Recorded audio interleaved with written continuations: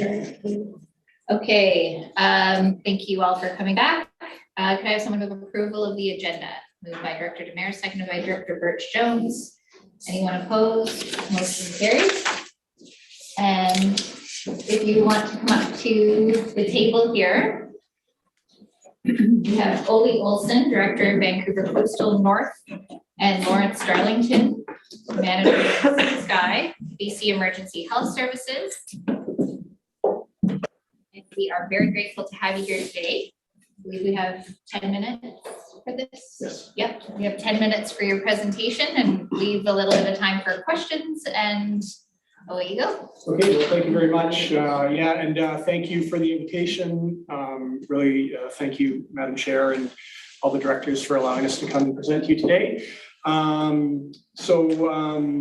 My name is Ole Olson. I'm the Director of Vancouver Coastal North. My background, I'm a critical care paramedic, 25 years in the service. Actually spent many years of my career working in Pemberton and in Whistler and some of the other communities along the sea to sky.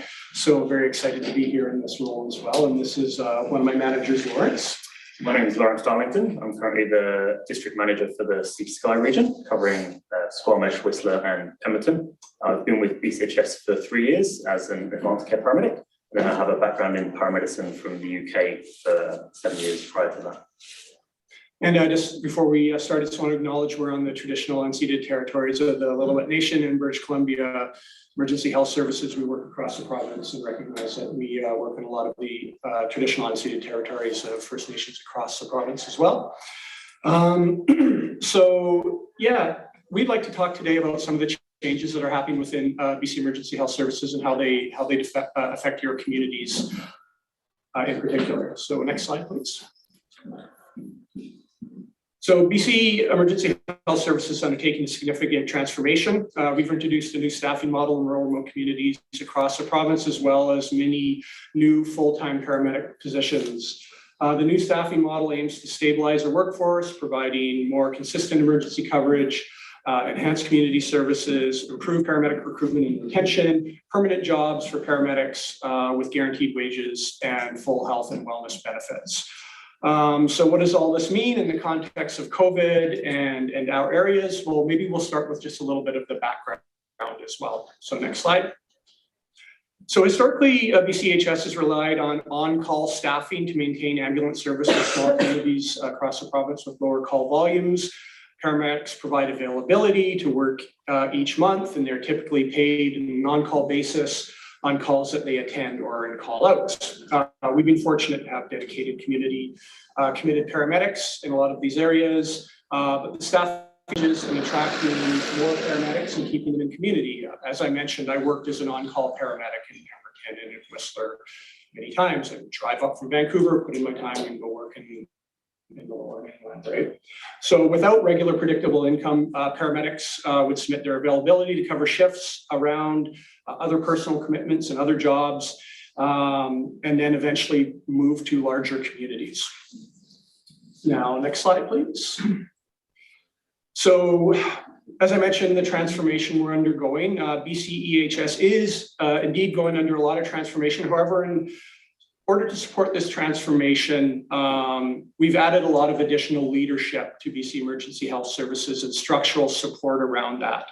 As you may be aware, we've had several significant appointments recently that have been made by the minister. One is the implementation of a new and representative board of directors chaired by Jim Chu.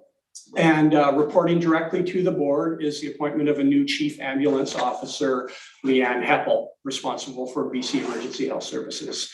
Our executive team has been substantiated with Neil Lilly as our chief operating officer, and we've just hired a very experienced paramedic from Ontario, Kevin Smith, as our chief strategy officer. As well as this, we've enhanced a lot of our additional director and managerial support around this. Next slide. But most importantly is the additional support for paramedic staffing that has been provided. This went blank, but I'll keep talking. Just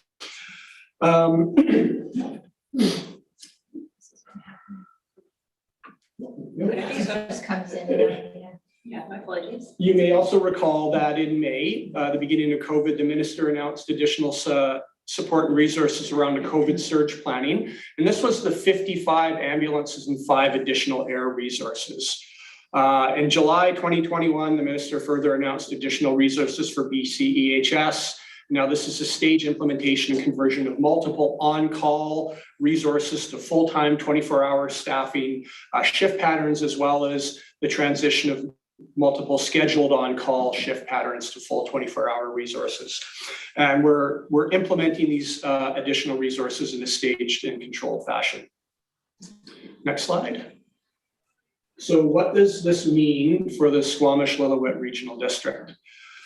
Pre-COVID staffing levels in this area, we had approximately 12.5 FTEs or full-time equivalent staffing positions. Currently, we've now upped that to 36.5 full-time equivalents, more than double. On top of that, those 36.5 FTEs, we also have 14 temporary FTEs from the COVID surge planning. And I want to sort of put an asterisk around those additional temporary positions as well. With that, we've provided some paramedic support around established clinical incident stress management and connect and recover programs to keep our paramedics healthy and happy. We also have now 2 24-hour 7-day-a-week critical care rotary resources in Vancouver that serve most of the area in the Squamish-Lillooet Regional District. This is a 100% increase where we only had 1 dedicated staff rotary resource.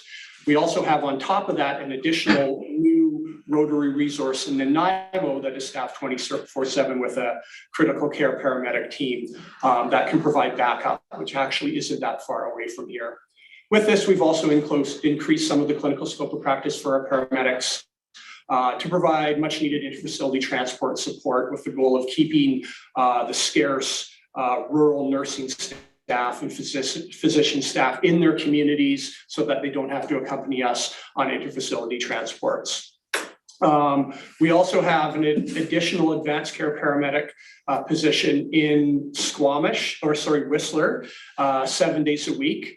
And I'm excited to announce that although that was part of the additional temporary surge support staffing, that is now sustained position that is not going away. We've actually just put the posting out today for our employees to staff that position permanently now moving forward. So you're going to have an advanced care paramedic resource serving the seat of Squai in perpetuity now as well. With that, we just have ongoing established regular meet points with our Vancouver Coastal Health Authority partners in our regional transportation program meetings so that we can better understand how to support the health authority, the clinics, the nurses, and the physicians as well. Next slide. Thank you, Oli. So I'm just going to take you through district by district, what staffing we had before our changes and what we have now. So specific to the district of Squamish, we used to have just 4 full-time equivalent employees. We had a day resource that was staffed with 2 full-timers and then 2 people who essentially had 50% pay. And then we had 1 on-call resource. We now have 8 full-time staff with a regular schedule, and then we have another full-time member of staff who is irregularly scheduled to backfill holiday time. And then we still have our 24/7 kilo call-out car that essentially provides the interview. And then on top of that, we have 4 employees who are the 4 full-time equivalent employees who are on a dedicated transfer car that start and finish from Squamish. Next slide, please. So for the resort municipality of Whistler, the staffing model for the core ambulances is essentially the same. We've gone from a 50-50 model to now having our 9 full-time equivalent paramedics, as well as the on-call kilo car. We have further Juliet, the transfer car that's dedicated for the interfacility transports. And like Oli alluded to, we've got the 2 advanced care paramedics who start and finish from Whistler, but they are a seat to Sky resource. So they'll provide advanced care for pre-hospital calls or for higher acuity interfacility transfers anywhere within the corridor. Next slide, please. So the village of Pemberton, it previously had a very complicated rota system. Essentially, we had a very different care delivery model for daytime and nighttime based on the previous demands. That, like Squamish and Whistler, has gone 24/7 with now 9 full-time equivalent staff, as well as the 24/7 on-call car, and a further surge resource that's for the interfacility transfers.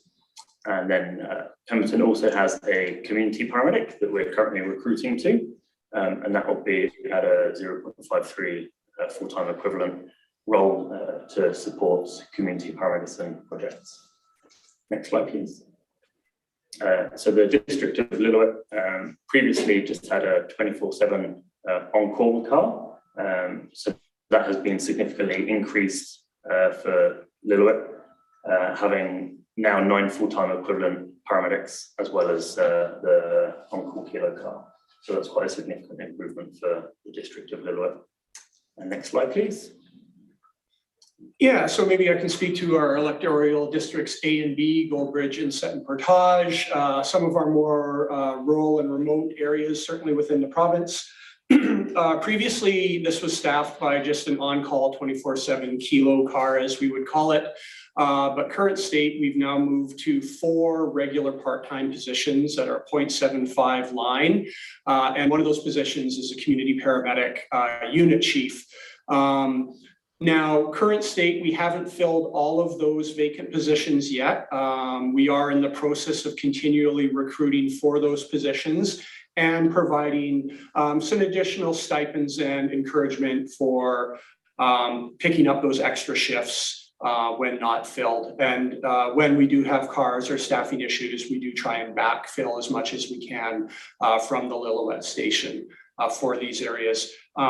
Technically, this isn't my area that I'm responsible for, so I may not know all of the intricacies and nuances of the staffing, but generally that is sort of our current state at the moment, and I'm certainly able to answer more questions about that or direct you to people who will have those answers. Next slide. So future state, what does this mean? Our surge resources, the Juliet resources, or those temporary positions, are going to be part of some permanent sustainment planning. Really excited that we have now permanently sustained the advanced care paramedic positions in Whistler as part of that.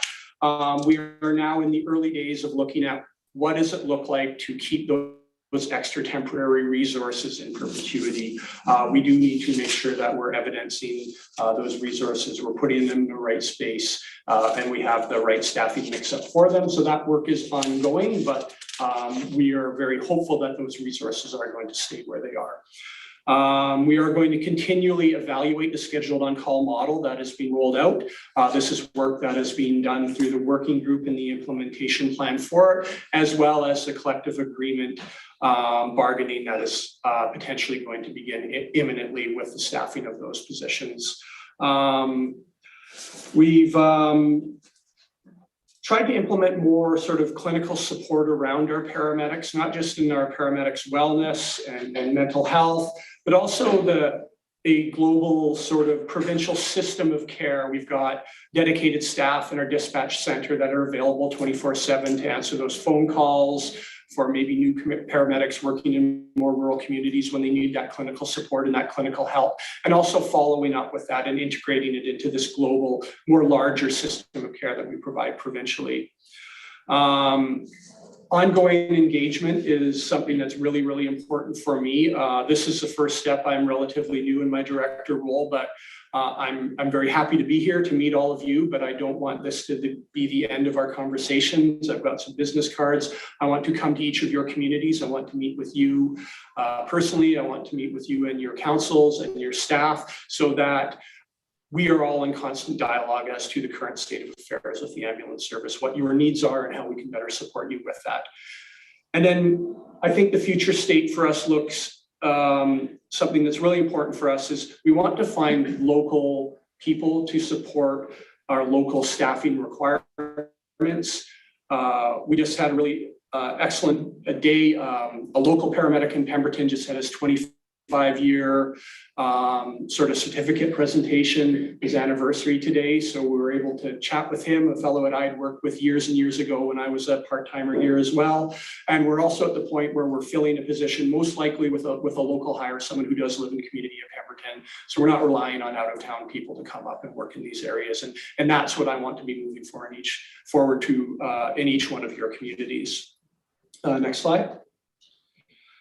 You know, and on that note, I just want to guarantee our continued commitment and engagement moving forward. These relationships are incredibly important, and I'm just committed to ensuring that those are sustained and they have the, you know, the ongoing nurturing that they will need. Next slide. So before we just open it up for questions, I'm not sure how we are for time. I'm just really excited that about these changes as they represent a move forward in professionalizing our service and creating meaningful work in our communities. Change is challenging at times. There are a lot of questions, but we're happy to answer any of those questions that you have, whether it's now or whether it's later on down the road if you're thinking of things afterwards. And just want to thank you for your continued ongoing support, and looking forward to building strong relationships moving forward. Thank you. Great, thank you. Does anyone have any questions? Director Elliott and then Director Richmond. Thanks for coming today. Did we get new ambulances with that staff increase in the corridor, like actual trucks? Yeah, so the temporary positions are actually new physical ambulances that are there to support that in-facility transport work. The advanced care paramedic position in Whistler is a new paramedic response unit, so that is a new physical ambulance. Many of the other positions are just implementing full-time staffing into those existing ambulances rather than relying on on-call staffing where they may have been at home on a pager. Okay, so if I understood the slide on Squamish, or any of the slides, the Juliet transport, that's the surge piece. Correct. That we're going to try and protect. Yes. That transport So that's piece. the new one. So for Squamish, Whistler and Pemberton, that's the extra unit. So Squamish used to have 2 units and it now has 3. But you're going to work hard to protect that Yep. surge piece for us, or maybe expand it. And my other question is that, are we scaling to our population levels, or are we scaling to meet the weekend demand with visitors in this corridor? So when we've looked at the implementation of any of these new units, we look at it through several lenses. One, of course, is the actual call volume and demand that exists there. But the other lens looking at it is actually, what does that mean locally when we have extended transport times, when we have a surge in population on, say, the weekends or the high season? But more importantly is, what does it mean when we think of equitable access to care? To compare everything, a unit utilization to what's happening in Vancouver isn't fair because we have lots of resources. We're very close to hospital. We maybe have fewer calls in a smaller rural community, but those calls matter because there is no support and because they're a long ways away. So those are the pieces we decide where the permanent positions are going to be. Thanks for the presentation. A couple things. With regards to surge and the increasing population on the weekends and how that gets considered, the transfer cars or the cars, you know, when an ambulance gets sent down to the city with a call, it's our understanding that often that call gets, that car and that attendant then get absorbed into the network down in the Lower Mainland. How true is this? Is this something that we're trying to avoid? Because again, pick a weekend, like a Saturday and any given weekend in the summer, there's thousands of people on the road. If a car gets stuck down there, just bring them down there. We've lost a car for a long period of time, let alone if they're off doing other transfers down there. So can you speak to that? And then I'll just ask both questions and turn it back to you. The second is, glad to see obviously the extra resources here in Pemberton and across the region. It's still not clear to me whether this or how it changes response time, especially under multiple calls. So I know, you know, and because of the way you've restructured what BCHS is restructured the staffing levels. I'm having a hard time wrapping my head around, okay, you know, we didn't go from 1 to 2 or 4 to 8 or whatever, it's changed roles as well. So I'm trying to wrap my head around what does that response time look like, Yeah. especially multiple calls. So let me take a crack at it. Yeah, absolutely. A transfer happens in the city or vehicle goes down with a patient and then they get sucked into the city. There's calls everywhere, right? And they may never get back, right? So what we're doing is obviously the system is very dynamic. There are pressures in different areas at different times. We do cross cover and shuffle ambulances up and down the Sea to Sky corridor to fill those voids, but we also try and protect those resources. Now, for example, on a weekend where we know we've got an event that's going on, Lawrence will have surveillance on that. We'll have the conversation, hey, you know what?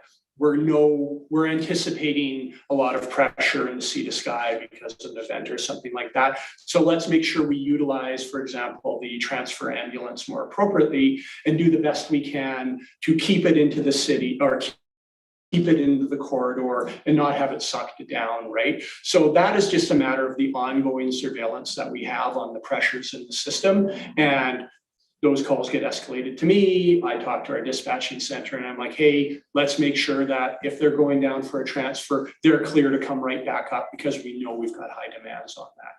So it's constantly going like this and we're just constantly keeping an eye on it as best we can. So on that one, then, I mean, we have an event every weekend, just with normal traffic in the summer and in the winter, especially, but in the summer, right up and over the Duffy. So like, we don't need an event or a festival or a car rally or anything like that to bring extra traffic. So I guess my ultimate question is, how can we get to a point where the ambulances never get sucked into the Lower Mainland when they get sent down there? To me, there's always a need and a demand to protect up here. So what is our route to making sure that we could, how can we stop that? Good.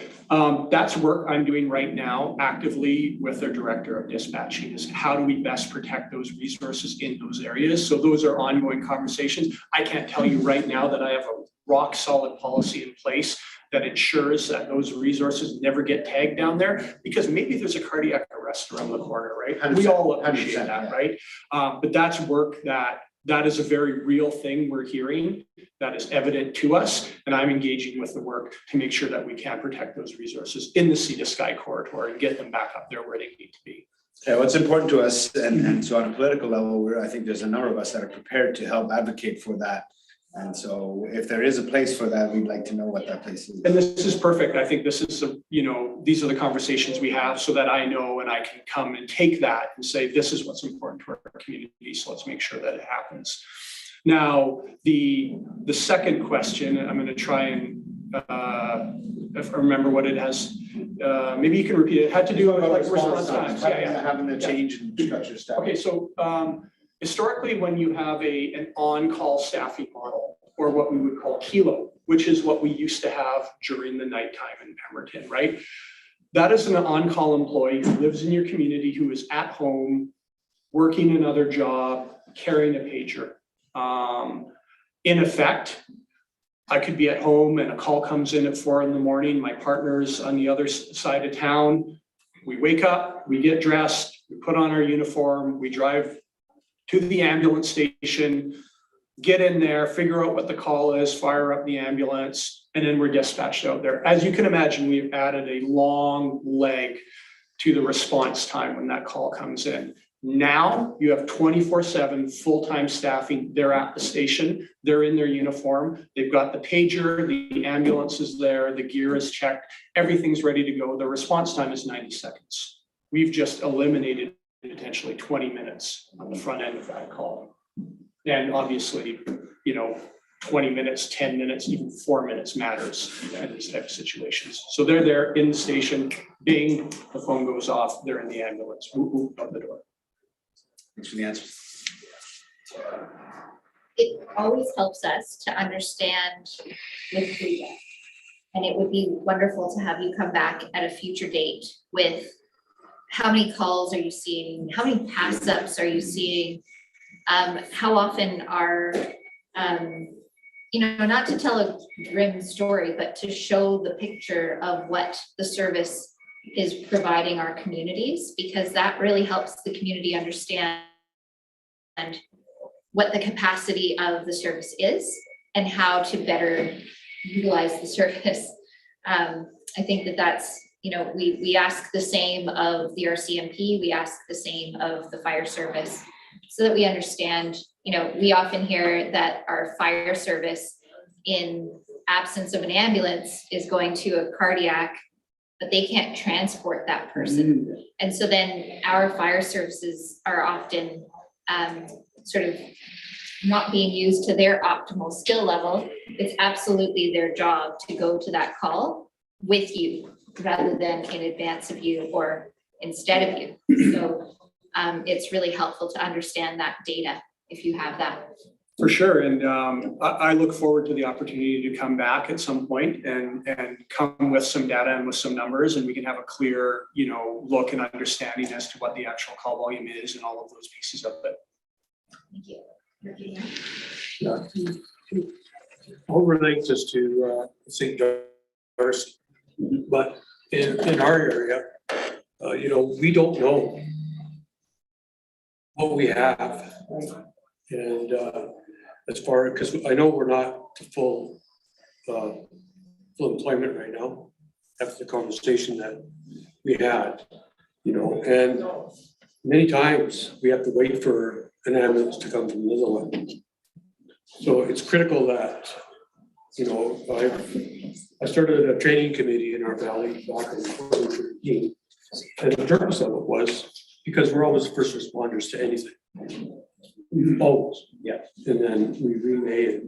And I've seen it many times where we didn't have any ambulance attendants, whether it's because we don't have a driver or whatever. And I know one of the things was that all these ambulance attendants are going to be drivers also now, correct? Yeah. Yeah, because in our area, at one time, we had the paramedics and we had the drivers, Right. two separate positions.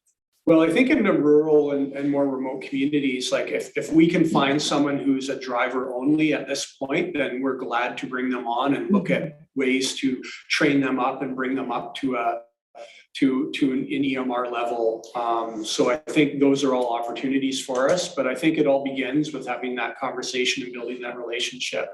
And I'm pretty confident when I speak for Brian, I think that I put you in contact with him, that Brian is now more than willing to start having those conversations with you. So there's a little bit more of a back and forth as to understanding what's going on in the community, what your needs are, and our staffing levels in those communities too. Yeah, we really need to know when they're on call, because, you know, as first responders, and I'm talking about the public, we need to know that. Yeah. So, because it's critical for us to know whether we're gonna send out an SOS or get a helicopter come in or whatever we have to do. Exactly. Which we've done. Yeah, so I'll make sure that I'll have a chat with Brian and we'll have another conversation and start, you know, building that relationship a little bit more closer, right? And this goes on further, not just, you know, in your electoral areas, but also like when I talk about finding rural or local staff to help fill these positions, this is where that starts, is having those conversations, finding where those champions are in your community, because we have full-time staffing now in Pemberton and Whistler, for example, but I still know there's a need for local community champions that want to become paramedics or involved in this type of work, whether it's, you know, search and rescue or fire department. We're more than willing to bring them as part of the team, and whether they want to help out a little bit or maybe they're looking for a career, you know, I want to be able to support them in that, right? Yeah, I helped one. Yeah, but Once this program was getting proposed, yeah, I helped one get a job there, so a local that finished her training and got on. So, yeah, we need to continue doing that, but we definitely need to have some conversations around rural remote areas like ours. 100%. Well, I think we, No, pass them around. thank you. Thank you very much for being here. We really appreciate your presentation and look forward to seeing you again soon. Yeah, no, thank you very much. Appreciate it. Thank you. We've also got some recruitment posters, if I can leave those with you. Sure. If that's okay to take back to your regional districts. Yep, for sure. So. We'll just need to stop. Yeah, let's do it. It's a massive achievement. And I'll probably join in this. Thank you. Thank you. Appreciate it, you guys. Thanks. Okay, you're next. Thank you very much. Welcome, Thank you. Jim and Sabrina. Thank you for being here. I will introduce you briefly, and then you can introduce yourself. Jim Shepherd, Capital Projects Manager, and Sabrina Locicero from Community Relations Manager from BC Hydro. I think this is an annual or a biannual presentation. So thank you very much for being here, and sorry for being a little bit over time with the last one, but great to have you here. No, thank you. And it's really nice to be here in person and make eye contact with everyone. So, yeah, thanks for having us. In person. So Sabrina Locicero, Community Relations Manager for the region, and this is our biannual capital project update focused on the Bridge River system. So again, just, if there are any other requests for other projects you'd like us to come back and dig into a bit more in other areas, just let us know. But there's a lot of activity up at Bridge and from Lillooet up to LaJoy. So want to make sure you're up to speed on all the activities there, the progress that's been made, and the upcoming plans for the summer, which can be a little busier. So maybe with that, I'll just actually, if you go to the next slide, just a quick overview.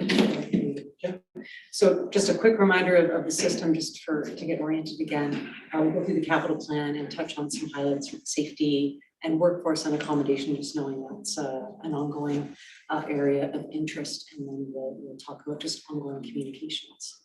And with that, I'll turn it over to Jim.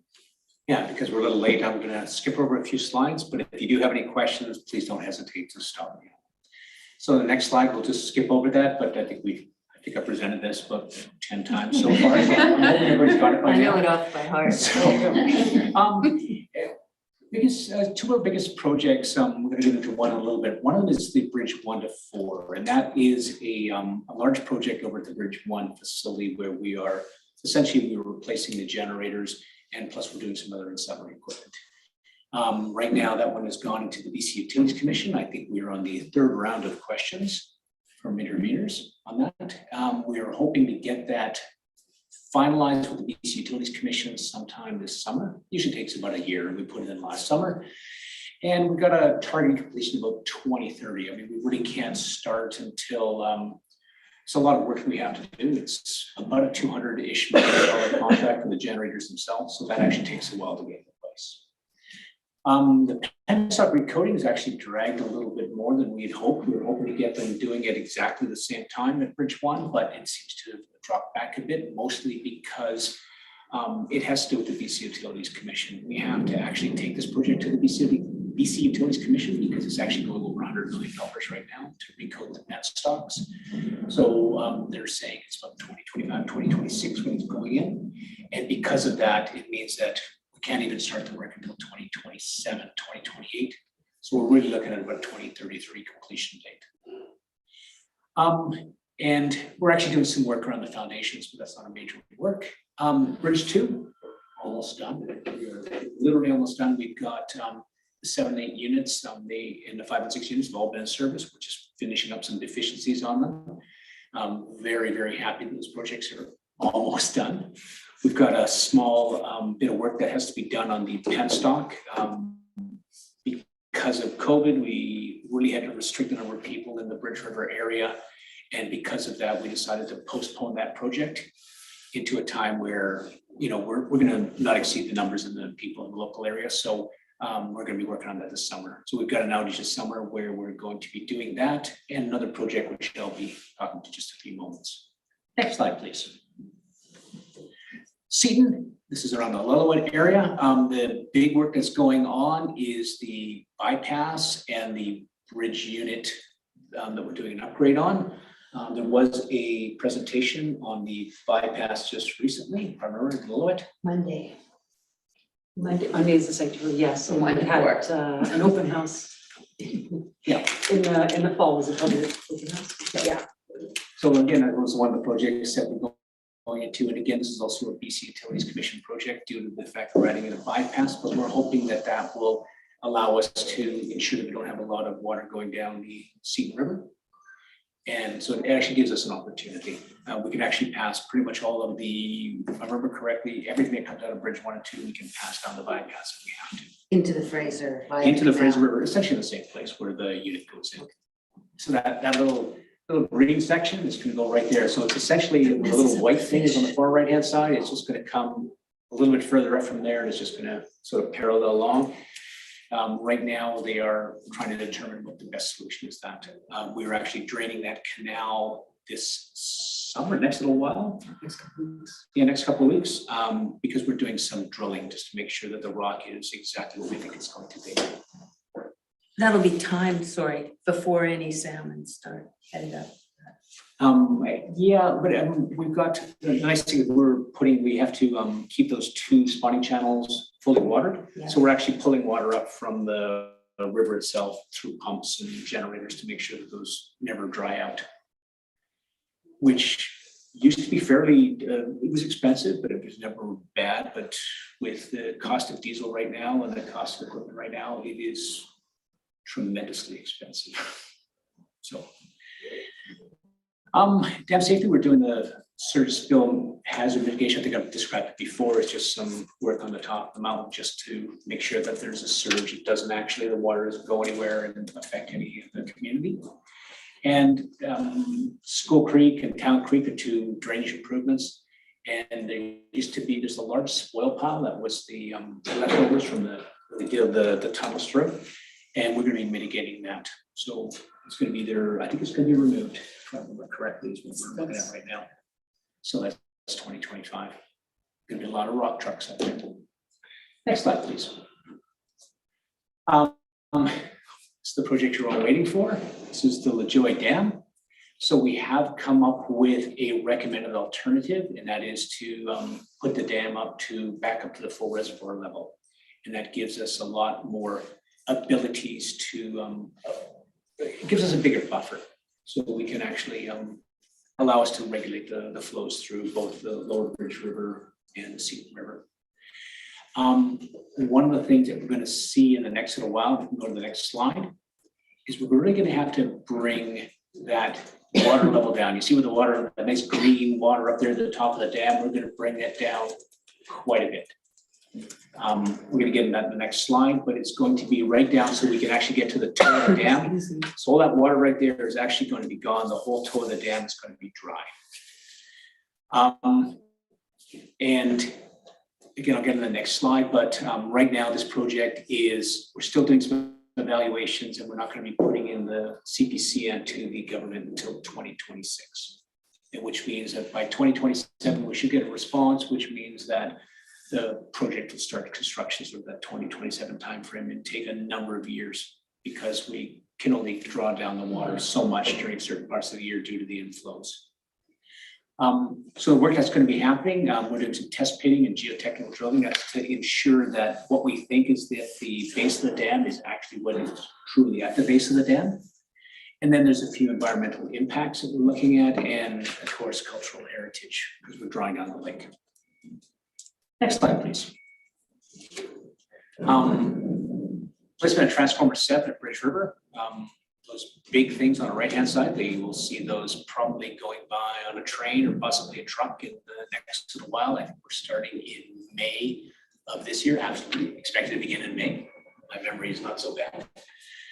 And we've been having some delays. I think they're out of Shanghai, which of course I think is completely shut down right now. So it could be problematic. So again, that's been affecting our deliveries.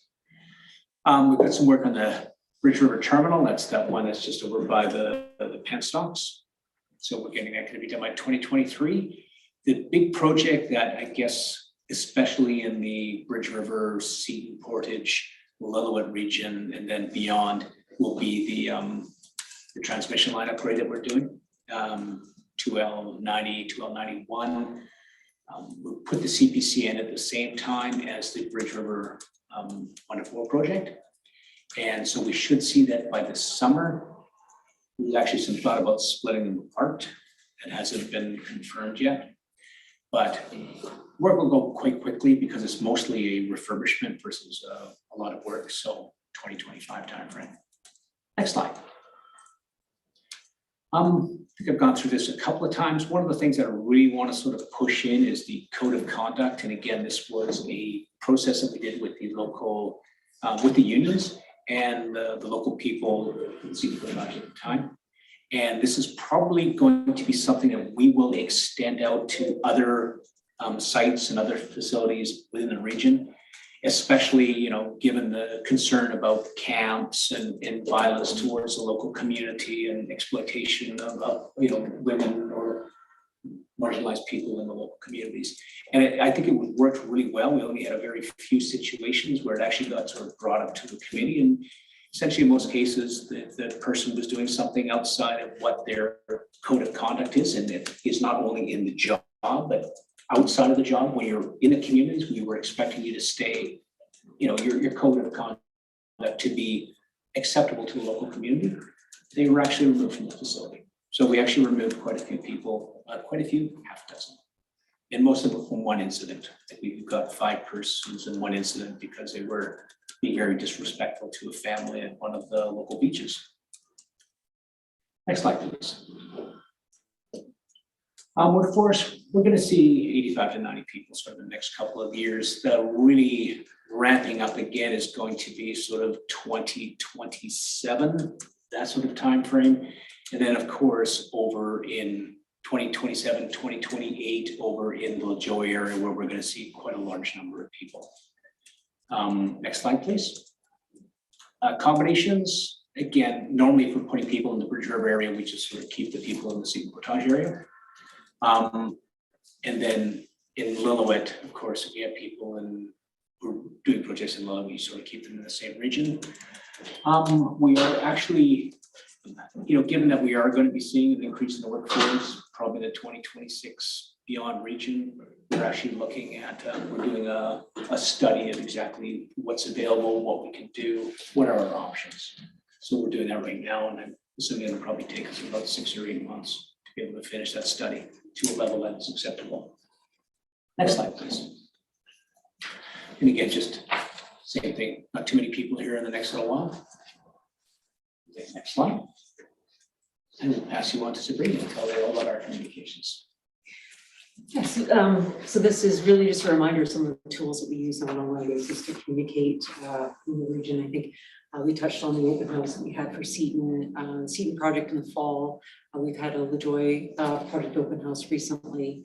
So we'll continue to do this as those projects go ahead, and we'll focus on, you know, based on the region, we'll target the communities that would be impacted. And of course, if there's interest in other areas, we're happy to expand sort of how the engagement goes. And we are doing things on this upcoming week. We'll have some tours and site visits at Seton. We'll look at possible routing for the bypass, things like that, and talk about sort of the work that'll happen there. So it's always the option to tour facilities. We can make those arrangements as well for projects, and we can just help to get some context for some of the details of that work. And it's always helpful. So maybe with that, we can turn it over to open it up to questions.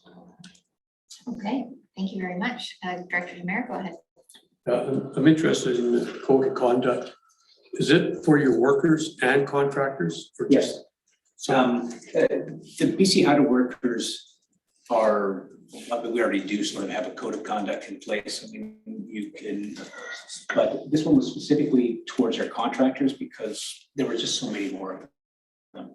And we actually, again, we worked with the 2 unions that were supplying the majority of the workers, and that was the IBEW and the Millwrights Union. And so we actually involved them all the way along, and they accepted the fact that their workers could be released from a job site for doing things outside of their work hours, which was, I think it's actually really great. We managed to get that in place. Thank you. Any other questions? I'll save mine till we go on the tour on Monday. Okay, sounds good. Lots of little pesky questions. It's easier to ask the But questions. it's much better, especially if you've got a question that has a very specific thing, it's easier just to say this, Yes. what about that? Yeah. I mean, between Sabrina and I, we might go, oh, no. I'll make one more comment. That presentation in March was excellent. That was a really good presentation. Really showed what, what that project is gonna look like if everything pans out on what you're gonna do this year with the drilling. For the LaJoy open house. LaJoy. Yeah, that's good. We'll try to do more of those. I know some of these projects have so much detail, but try to make it accessible. So if there is ever any feedback, for LaJoy especially, there's so many alternatives and options and our engineers and designers like to get into the details. So if there's any feedback on how to make those more accessible too, that's. It was really good. Yeah, again, I think Sabrina was saying is that there's a lot of things that are going on in LaJoy. I mean, there's a lot of things that we can touch, and I think it'll be fairly complex, but is it anything that we can sort of do to make sure that it's understandable would be appreciated. Great. Thank you so much for making the time to come and be here with us. It was really nice to see you both in person. And we always appreciate your updates. All the information you can send us is definitely helpful for us answering questions from the community. We really appreciate it. Thank you very much. I'd like to say that everybody is so much taller than they are in this group. Yeah, we all have legs. And again, with me, it's like I've actually got a proper pair of pants on. Thank you very much. Thank you. Thanks for coming out. See you next week.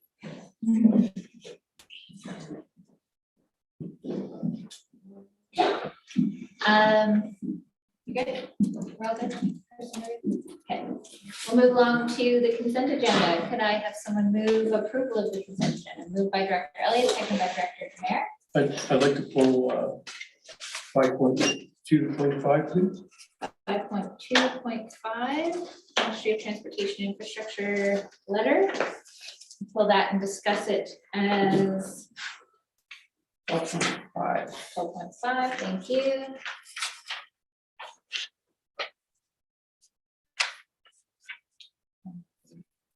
Okay, anything else to be pulled? Seeing none, could I have approval of the agenda or of the consent agenda? I've already moved it and seconded it. Call the question. Anyone opposed? Motion carries. Thank you. Okay, is there any business arising from the minutes?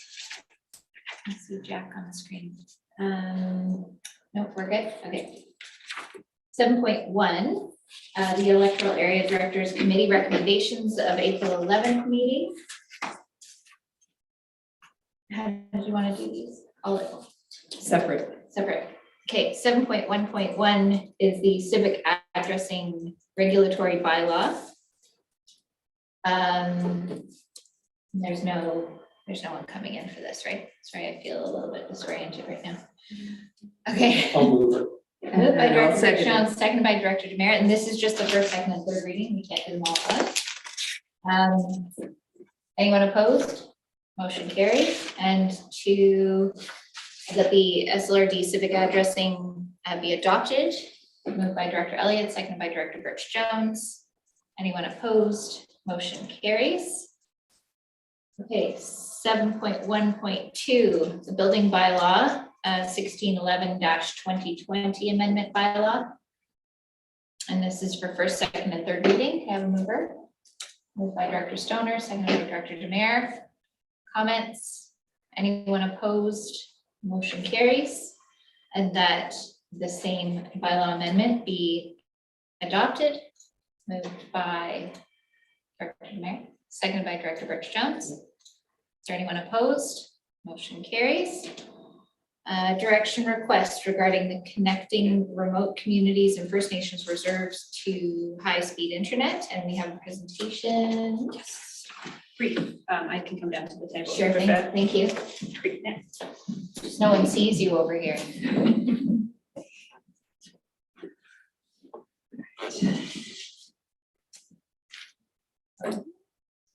Okay, Thank you. Yep, go ahead. Thank you. Good to see everyone. My name is Philippa Campbell. I'm Project and Research Coordinator here at the SLRD. Before you today is a report that was originally taken to the Electoral Area Directors Committee. It's an update on connectivity. A lot has been going on in that area recently. So in the staff report, there's a summary on page 2. There's been a couple of key reports that have come out looking at rural and remote areas and access to connectivity and some of the challenges there. But the main item is that the Government of Canada and the province of BC have announced quite a large amount of funding to go into improving connectivity in rural, remote and Indigenous communities. Now, as part of that funding announcement, the province is going out to local governments and Indigenous communities, requesting information to help to inform that funding program.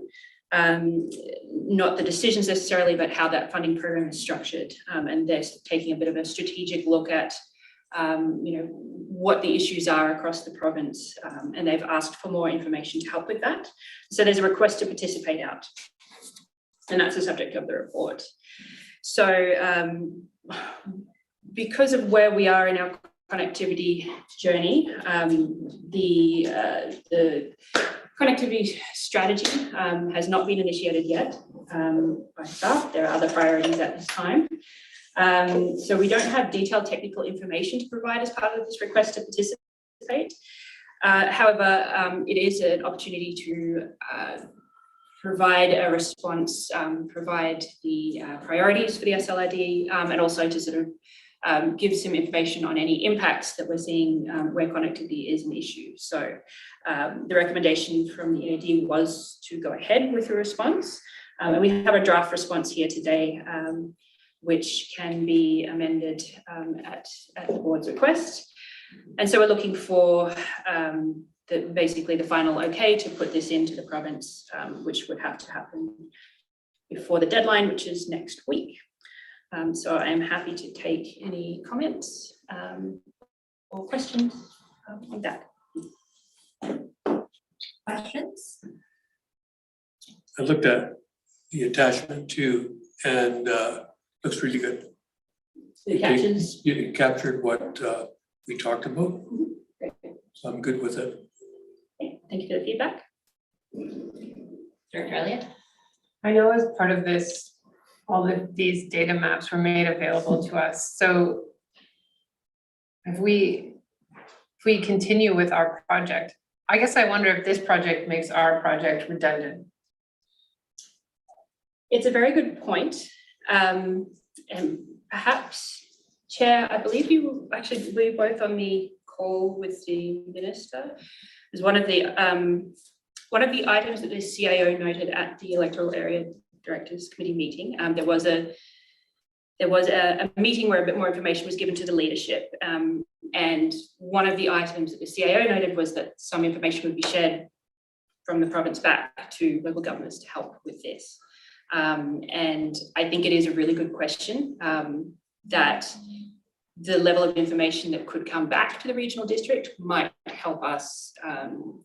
We might need to look at the scope of that project based on the information that's coming back, because certainly we would like to avoid duplication of efforts. We would not want to be going out and collecting information that is already available to us. So it is a good question, but until we see what the province is willing to share, it's a little bit up in the air. But in the response, I have actually included under question 3, ideally results will be shared with local governments to avoid duplication of efforts. So we're sort of incorporating that into the response. And then the other thing on the maps is that they highlight highways where there's no LTE, but they don't highlight the Duffy. And I think it's because there's no power there. Correct. But I still feel like, and I know it's in your notes, but the province should still be looking at those sections of highway. So I feel like we should emphasize that. So even there needs to be coverage, the dangerous road on which we leave people without cell coverage. So it was just, I was going to encourage you to strengthen the feedback around why that highway needs attention and cell coverage. And it was the site of one of the landslides this year. Two deaths, yeah.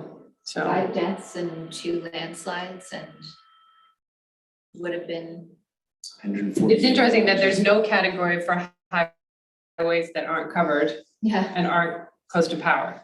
But that's the reality for us in this district, and I feel like that's kind of been orphaned, or they don't want to think about it yet. I didn't see anything in the RTP package that suggested they were looking at it strongly. Not strongly. I think there was wording in there to say that these are not the only highways the province is considering. But to your point, certainly the Highway 99 has been highlighted in the response under question 7, but we can definitely improve the wording around the recent events, observations, this is the fact of what's happening on that particular highway. I think the power piece would appear to me to be like the low-hanging fruit. We already have the power, so this is something that we can improve quickly. But Yeah. I think that, again, I've said sort of a regional approach on cellular as well, because I think this is where the province needs to strike a balance between the low-hanging fruit because there's power and then the amount of traffic and risk by not having it covered. So I feel like we need to make that argument to them that Duffy is a major part of an area that they promote for tourism. And so it might not be easy, but it is important and it's full of risk. So those are just my thoughts. and it was the only highway for. Yeah, it was the only highway open. weeks for, Which I did bring up with the minister Yeah. as an important gap in communications. Although I do know there was a statement from the Statlium Nation at one point to not have any development on that road. That's quite a few years ago. I don't think there would be objections to having a communication system that would work. and I think every single meeting I've been in for the last year has been, we need cell service on the Duffy. It is a huge risk. It is a huge gap. And there are thousands of cars on that road every single day. In light of everything we know, I almost feel like I'm a parrot when I'm, don't forget the Duffy. So,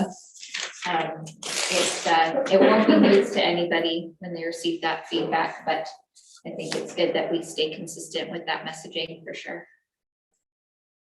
thank you. So I can certainly improve that section to reference recent events, the volume, the risk, and the fact that it's a gap that has been identified over time. Thank you. Any other comments or feedback? I think with the short notice that you've had, this was excellent work. I know that you've been working on this all along, but the announcement just weeks ago to the deadline is classic short runway, shovel-ready project sort of situation that puts you in a very difficult position, and you've done a wonderful job here, so thank you. I appreciate the feedback. I was just going to say it is always a team effort, and some of this work was already done by the board with the connectivity overview, so you've provided a good a place to start. Director Elliott? I'm just gonna move the motion. Okay, moved by Director Elliott, second by Director Mayor. Further comment? Seeing none. Anyone opposed? Motion carries. Thank you. Thank you. Great work.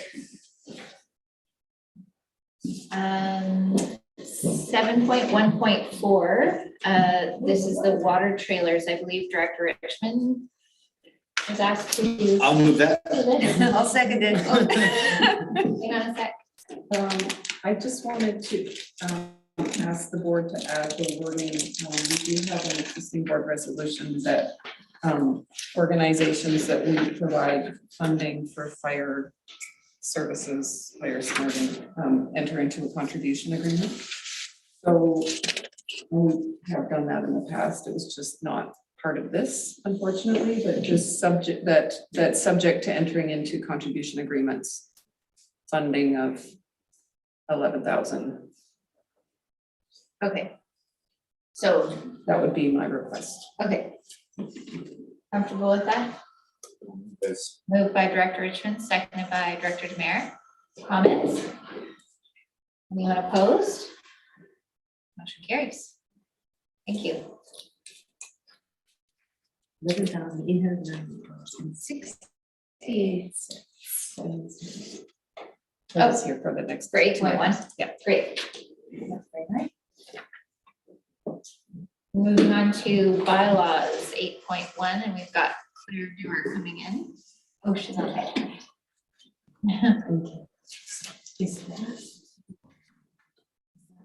Good afternoon. My name is Claire Dewar, and I'm a senior planner here at the Squamish-Lillooet Regional District. I am going to give a brief presentation on the Lillooet Main Street development rezoning and OCP amendment, which is being presented for second reading and potentially the scheduling of a public hearing. And happy to answer any questions if there's need for further detail. So the SLRD received, and I'll just give a, I'm going to give a little overview of the project because it has been some time since it's been to the board. The SLRD received a development application from Lillooet Capital Assets, Inc., proposing a village-type mixed-use commercial and residential development on vacant land within the Mount Currie commercial area. This is a fee-simple piece of land. The rezoning proposes two separate buildings, ground level commercial, 1 to 2 levels of residential. The south building consists of 36 units of affordable non-market rental housing to be sponsored by BC Housing, and the north building will consist of 17 moderate income affordable market rental units. The current community commercial zoning and commercial OCP designation does not provide for residential development, and thus the need for the zoning and OCP amendment application, which are both being processed concurrently. So the amendment bylaws were referred to relevant agencies and organizations following first reading, and the proponent hosted a public information meeting with the referral comments addressed and no public comments received. Staff are recommending the board give second reading and schedule a public hearing. I will note that the significant delay between first and second reading resulted from the traffic impact study requirements from the Ministry of Transportation and the long review and response times from this agency. So basically from February 2021 to October 2021, we were working to address the traffic impact study, and then February to March of 2022 for the stormwater drainage plan and highway dedication piece. I will highlight maybe some of those referral comments briefly for the board, as this is sort of the new information in this report. The Ministry of Municipal Affairs and Housing raised no concerns, but did express support for the alignment with the SLRD RGS and the SLRD housing needs study. The Ministry of Transportation, as noted, they had comments and concerns around parking stalls along the Sea to Sky Highway, sidewalks and landscape maintenance, and as well as the requirements for traffic impact studies, stormwater drainage management plan, and a 5-meter highway dedication. The traffic impact study and stormwater drainage management plan have been submitted and accepted by MOTI now. And the highway dedication requirement, which was a point of contention between the Lillooet Nation and MOTI, has now been addressed with MOTI retracting that requirement as of March 8th, 2022. And I will note, just on the parking and landscaping aspects, staff confirmed that all parking that's required as part of the zoning requirements are met off-site, and the Lillooet will be working to with MOTI to address any of the sort of landscaping and maintenance works on the highway piece. And I will note the Vancouver Coastal Health, they requested further technical information around adequate drinking water and sewage servicing, and both these reports were submitted and accepted by Vancouver Coastal Health. Public information meeting was held. So this is a proponent-led public information meeting. This was held on February 17th, 2022. It was via Zoom. And this, typical for that an applicant will conduct a public information meeting in conjunction with the zoning, which requires an official community plan amendment or upzoning. So this is part of our procedures policy. And so the applicant followed that procedure. They held their public information meeting. One member of the public was in attendance. No questions were asked at the meeting. The Zoom recording and the presentation were made available for the public to view on the SLRD website. And then the only other thing I just wanted to highlight, again, for the board was regarding the so we're proposing a C2 zone, so a new commercial zone, and it will include a minimum of 30 residential rental tenure units of that total 56 dwelling units proposed. And this is really seen as another tool to ensure that these rental units are not converted in the future. We also will be introducing a housing agreement and covenants for the 36 non-market dwelling units. And just finally to note that aspects that will be addressed further at the development permit and building permit stage include the design, form and character, conservation, sustainability, lighting, landscaping, and natural hazard mitigation. So some of the finer details will be worked out at that DP and BP stage. And I'll leave it there. I'm happy to answer any questions from the board. Thank you. Thank you very much. Any questions? Director Richmond, then Director Birch-Jones. Thanks, Claire. Couple quick questions. When we first saw this months ago, just with regards to trails and connections, like in this report, it talks about traffic controlled crosses across the highway or across the road. When we first saw it, it spoke also to connecting to other trails, i.e. the Friendship Trail, so that there would be active transportation and connectivity that way. Is there any discussion around that? I didn't see that anywhere in here. That'd be my first question. Is that part of the proposal? And the second one is on page 5 of the report, when talking about drainage and stormwater management, MOTI has approved the stormwater proposal. It speaks of, on the one side, pushing stormwater into the grandmother's slough. I'm sure the MOTI doesn't have a problem with this because that wouldn't affect their road, but the grandmother's slough has been experiencing really serious drainage issues over the last number of years. It's a constant topic of conversation at our Pemberton Valley Emergency Management Committee. There's beaver dam issues. There's a study being done downstream to see how it'll look if things are widened upstream so that, there's no downstream impacts, all those sorts of things. And I know obviously Leewat's been instrumental in getting some of the fish studies done on the grandmother's slough. All that to say, reading that quickly, I just had a bit of a flag or some concerns around more water being directed into the grandmother's slough. There are already drainage issues. So I guess my first question would be, has this, besides MOTI, who has looked at the stormwater management plan? Has the Pemberton Valley Diking District been referred to on that and I missed it? And or the Pemberton Valley Emergency Management Committee?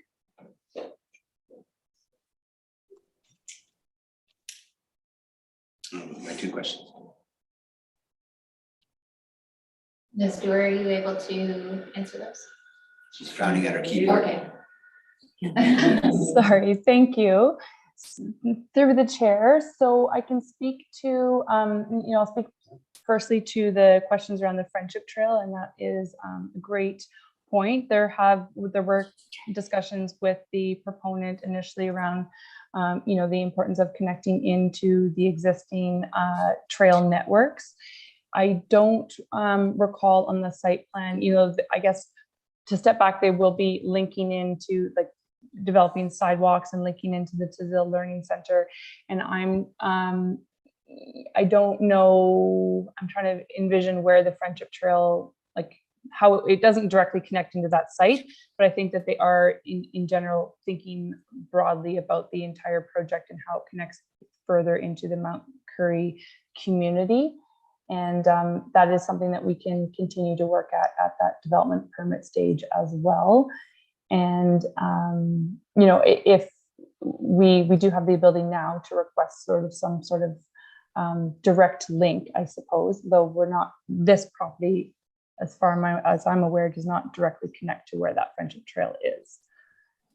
It doesn't, you're right. And there's been conversation in the past about how it can be made to connect. And I think this development, I was hopeful through the discussion about this development last time that this would be the impetus to make that connection. So we have the ability to come through the industrial park and connect when you land in Mount Currie. Again, we were hopeful that this was another good reason to finish that connection from that point to the new development. So however we can make this part of the conversation, whatever that looks like, I would appreciate that. Thank you through the chair. I'm happy to bring that feedback back to the proponent, and I'm sure they're going to be, also excited to connect into that important asset for all the communities. With respect to the stormwater drainage plan and the what are we calling it? The grandmother slough. This has not been referred to the Pemberton Dyking District. When we received this application, it's sort of a geotechnical assessment was conducted, as well as I have to look back at the initial reports that were submitted with the application, and then to touch back on sort of where the water is draining. The stormwater drainage plan was saying, the situation is going to be improved, not worsened, when this development is brought in. The management plan recommends that a ditch is constructed within the highway dedication, which captures the flow. Small portion of the site drainage is proposed to be directed to the Highway 99 ditch. So, I guess staff was leaving this up to the Ministry of Transportation, as it really does, mainly look to Highway 99 and impacts to that asset, and MOTI was comfortable with what's being proposed. And I'll leave it at that. Happy to, if there is a desire to refer this to the Pemberton Dyking District, we can certainly do that. I know we do within the village. We refer any new, post and pre and post water drainage reports through development to the Dyking District. I'm sure they've done their homework. I don't want to create a bunch of work or problems. I just know that the grandmother slough's had a lot of issues. Like I say, MOTI is not going to have a problem with that because it won't impact their road in any way. It impacts other things. So MOTI might sign off on it, but I would like to see a conversation with PBDD. I don't want to stall things on it, but I think comments back from the Pemberton Valley Dyking District would be appropriate. Maybe at the same time as the public hearing. Yeah, I don't need to slow down the readings and the public hearing for this, but I think if those were part of that, available at the public hearing and then for our consideration afterwards, that would be great. Okay, any other questions? No? Would anyone like to move second reading and referral to the public hearing, or convening of the public hearing? Sorry. So the three that's there, and then a separate resolution for the referral. Yeah. Is that? Can we incorporate it as part of the motion, saying that a referral and that referral comments from the PBDD be included as part of that? Is that too messy, Kristen? No, referral comments be part of the information that's brought back to the public hearing. Yeah. Okay. Okay, moved by Director Richmond, second by Director Birch Jones. Any further comments? Seeing none, I'll call the question. Anyone opposed? Motion carries. Thank you very much. Claire and Kim. We're on 8.2. Area C Wildfire Protection Development Permit Area, second reading and public hearing. And are we hearing from Claire again? Okay. Turn it back over to you. Excellent, thank you. So we'll keep this really brief. Once again, my name is Claire Dewar. I'm a senior planner here at the Squamish-Lillooet Regional District. Right now we have the Area C Wildfire Protection Development Permit areas for consideration of second reading and a public hearing. So the amendment bylaw was referred to relevant agencies and organizations following first reading. With referral comments addressed, the bylaw is being presented for consideration of second reading and scheduling of a public hearing. really, the only new information here to speak to, we sent out the referrals. Most referrals came back either with no response or no specific comments.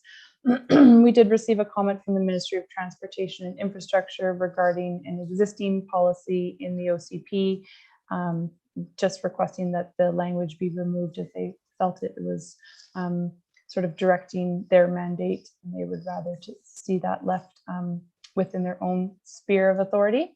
So we removed that policy, and that was really the only change from first reading. Otherwise, the bylaws are being presented for second reading and the public hearing, and I'll leave it at that. Thank you. Thank you very much. Any questions? Do you have a question? No? Did you want to move it? Moved by Director Demare. Second that. Seconded by Director Birch Jones. Any other comments? Thank you for your work on this. I don't want that to go unsaid. I'll call the question. Anyone opposed? Motion carries. Great. We have already done number 9 on the agenda. Thank you both. Yeah, thank you. And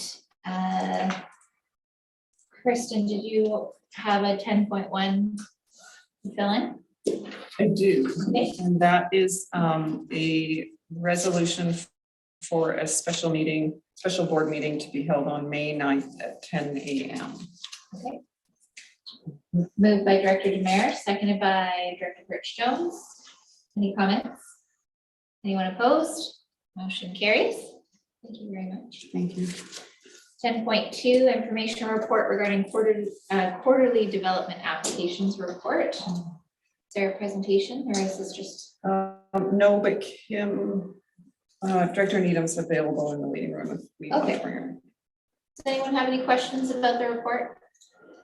It's a long report. Director Birch Jones, go ahead. Just a question, I should have just asked this independently, but who is the MOTI contact for sort of the area B? People who want to ask about subdivisions. I know it's not, I thought Director Needham would know that. Bring her back in briefly. Oh, sorry, I thought she was still there. That's okay. It's all right, I can just ask her independently. You sure? Yeah. Okay. Oh. You're back. She's here. Hi. Director Needham, I just was wanting to know who the MOTI contact would be for subdivisions in Area B.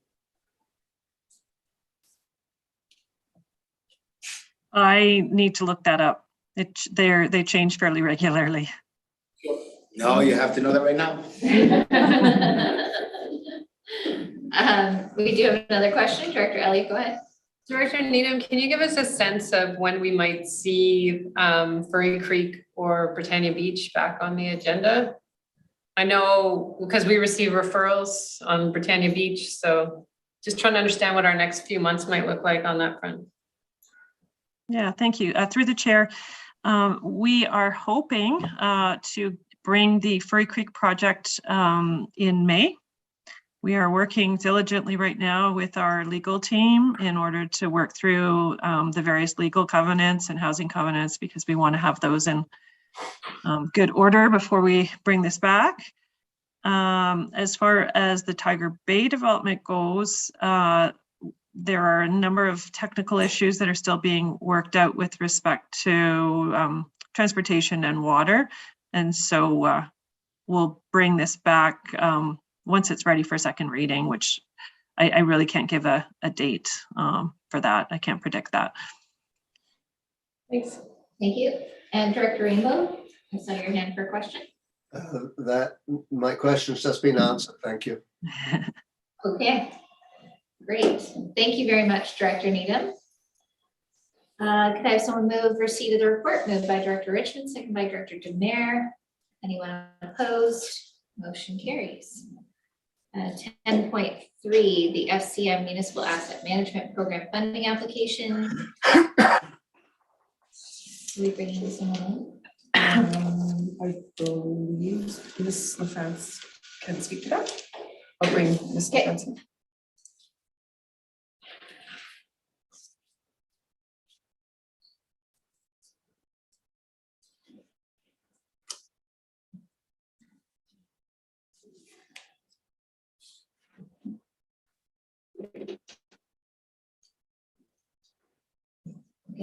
Afternoon, Director LaFrance. Thank you for being here. We're eager to hear about the FCM Municipal Asset Management Program funding application. Great. So yeah, I'm Suzanne LaFrance, the Director of Finance, and I'll just quickly go over this recommendation to the board regarding the FCM's Municipal Asset Management Program funding. So this is a recommendation based on the requirements of the funding, and they want a specific resolution of the board detailing the activities and the costs and such. So that's why it is already within our budget for 2022, but I'm just bringing it back to formalize it for the grant application if it is approved. So this funding is at 80% funding up to a maximum of 50,000. So 62.5 would be what we are going for this time. It's open until 2024 so far this funding pocket. So we could apply again next year potentially as well. But this year, what we're hoping to accomplish is that we've called it a corporate asset management plan. So Celia, the asset management accountant, she's been working hard to build an asset register for the SLRD. So we have this pretty much completed with historical installation dates. The installation dates are about 90% there. So within this corporate asset management plan, they're going to look at this asset register, plug in any missing installation dates based on estimations and assumptions, just to get a full picture. Then they're going to review the replacement values for these assets, so we can look at the forecast figures and for what we need to invest in our assets in the future, and also get us a picture of the inferred age of our assets. So it's not a condition assessment, but it's also just something more helpful and easier to accomplish than a condition assessment. It's just inferring the age based on the installation dates. And then they're going to build a management plan for the SLRD, and then we can build off of this when we get into the detailed asset management plans for each service area. But this will be a good base and a good starting point for the SLRD's asset management practices. And they're going to look at risks and mitigating the risks. So each asset will get a classification of criticality, if it's a critical asset, and then the risk of failure, what that would look like, and mitigation efforts on top of that as well. And so I'll just, that was pretty quick, but if the board has any questions, I'm here to answer. Great, thank you. Question, Director Demare, go ahead. Thank you, Ms. LaFrance. So this is kind of overarching a program. So in particular, let's say, we partially funded a asset management plan for Robridge Water. It's coming up later in the agenda. So we'll still have to do all that aspect of it. Yeah, so those detailed asset management plans specific to that service level would look more at condition assessments, and they would have actually engineers come and review, probably having to go into the water pipes and seeing the condition within the pipes. This is just giving us a starting base and an ability to forecast out into the future for what will be needed if we're investing into our assets. But the detailed specific service management plans will go into like service levels and more specifics than this will provide. Okay, thank you. Director Stoner, question? Thank you, through the chair. Appreciate that this is a big undertaking already, but I'm curious how we can incorporate, if at all, into the scope, some consideration of natural asset management in addition to the corporate assets and physical infrastructure, and just making sure that even if we can't do a full inventory of our natural assets, that at least that lens gets brought in to the assessment process. Yeah, I don't think this is the appropriate plan for the natural assets because we don't have any natural assets within our asset register currently. So really, this is just looking at our asset register and making assumptions based on that. So I don't see an opportunity to incorporate natural assets, and that's really something we haven't stepped into yet. So I don't think we're quite there ready yet for that. And as I recall, there's a separate funding stream to capture that registry under a different UCF funding stream. Am I right about that, Director LaFrance? Or do you remember? I'm seeing not something? aware of that. Yeah, I attended a session about that. I'll dig it up. Any other questions? Seeing none. Move, what are we moving? We're moving all the DATs to approve this application. Thank you, Director Demare, seconded by Director Birch-Jones. Any other comments? Seeing none, I'll call the question. Anyone opposed? Motion carries. Thank you, Director LaFrance.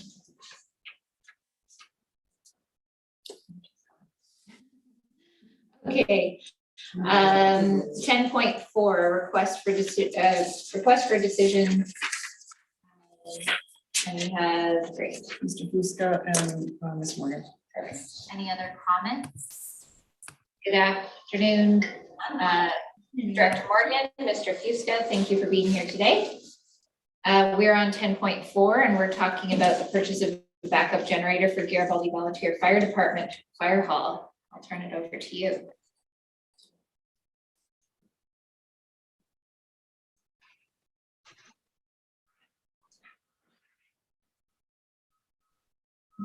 Bit of a delay.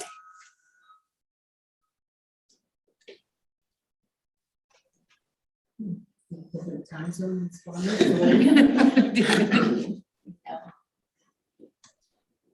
Director Morgan, did you want to start off?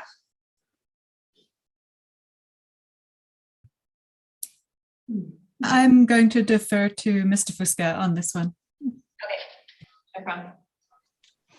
Floor is yours. Good afternoon, Chair. My name is Mike Fusca. I'm an emergency management technician with the SLRD Protective Services Department. And today I'm here with an RFD to purchase a generator for the Garibaldi Volunteer Fire Department by way of finding 3 quotes and purchasing the lowest cost one when all other factors have been equalized. The reason we're asking for this is all generators we found exceed the $20,000 threshold that triggers the RFP process as per our purchasing tendering policy.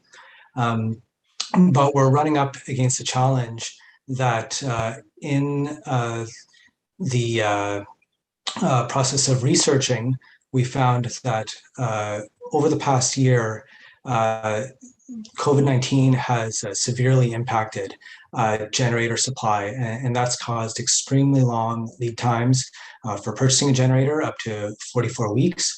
And it's resulted in the increase of generator cost due to high demand, increase up to 12 to 25% in some cases.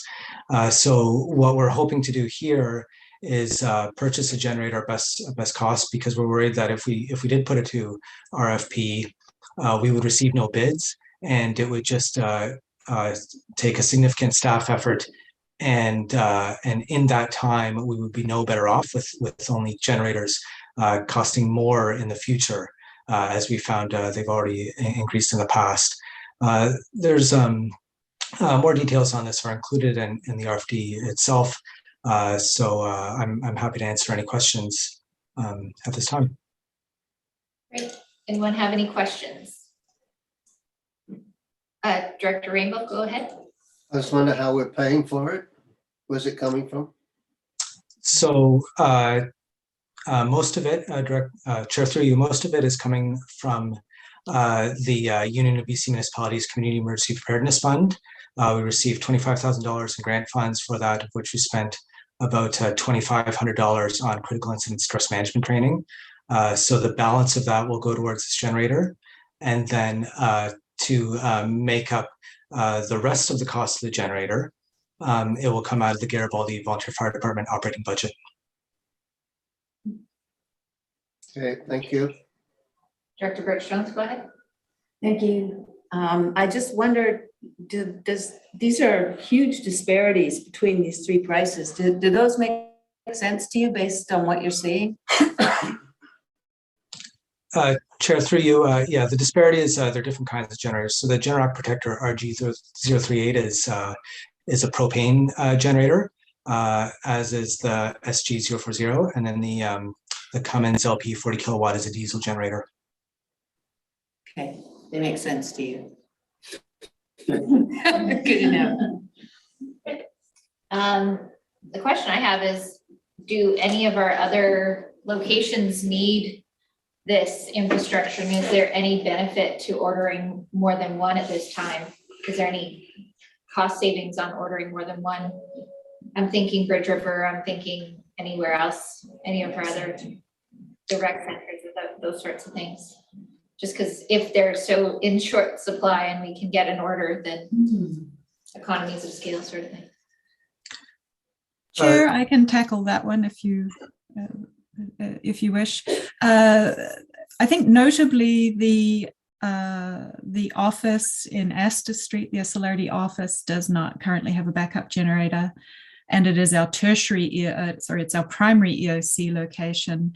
The grant funding in this case to put it into the Garibaldi Fire Hall is actually as our tertiary EOC location and out of a floodplain as well, which is why the UBCM funding has been given to us in this case. So there certainly are other locations, the Seton Fire Hall, other facilities that serve an emergency management or public safety purpose, but we don't actually have funding beyond this current envelope. Okay. Any other questions? All right. The motion is presented. Okay. Moved by Director Richmond, seconded by Director Demare. Any further comments? Thank you both for your time today. Call the question. Anyone opposed? Motion carries. And we now have Mr. Blunt and Ms. Fontaine coming in. Welcome back, Russell. Just go see where she is. No problem. Stretch. Come on, stand up and stretch your legs.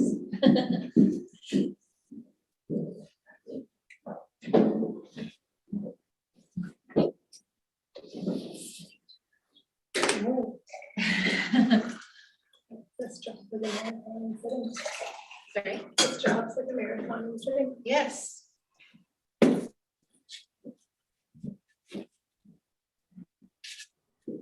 Maybe we know why on some months our meetings are on the third Wednesday, Thursday, and then other months, the majority of the months is on the last Wednesday, Thursday. The procedures bylaw is that it's the last. It's the fourth. It's not the last, it's the fourth. So then every once in a while. Got changed for the LGLA. Yeah, and yeah. Yes. So good. Hello. Look how happy you two are. Thanks for bringing some sunshine in here. Wow, hi. I don't know, smile. You're staying till the end of the meeting. First time in person We keep them both. for the last 2 years. So, yeah, that's exciting to see you all. You. So we have Vanessa Fontaine with us because she's a big part of that solid waste communication and outreach. So yeah, I can start. So my name is Marie Leblanc, Resource Recovery Coordinator for the Regional District. I'll let Vanessa. Vanessa Lafontaine, Communications and Project Coordinator for Environmental Services. So staff are here today to present an update to the board for the solid waste and resource management plan update for 2021. As part of the information report, you also have an appendix, very specific information for each of your areas. So per facility and per communities. So first of all, the solid waste and resource management plan is a requirement from the province that our regional district have an update plan. So the SLRD created their plan in 2014. It was approved by the board in 2016 and approved by the Minister of the Ministry of Environment and Climate Change Strategy in 2019. So it took 2 years for the province to approve the plan, but I don't think we'll see that kind of delay with the next update. So yeah, next slide, please. Thank you. So here we can see that we have results. It's from 2018, so the province hasn't updated their data since 2018. We're hoping to receive updated data soon. So back in 2018, the Squamish-Lillooet Regional District was doing pretty good in comparison with other provinces and within BC in general. We're still a little bit far from the end goal, but it is okay. It's working progress. It's working towards the zero waste goal. Next slide.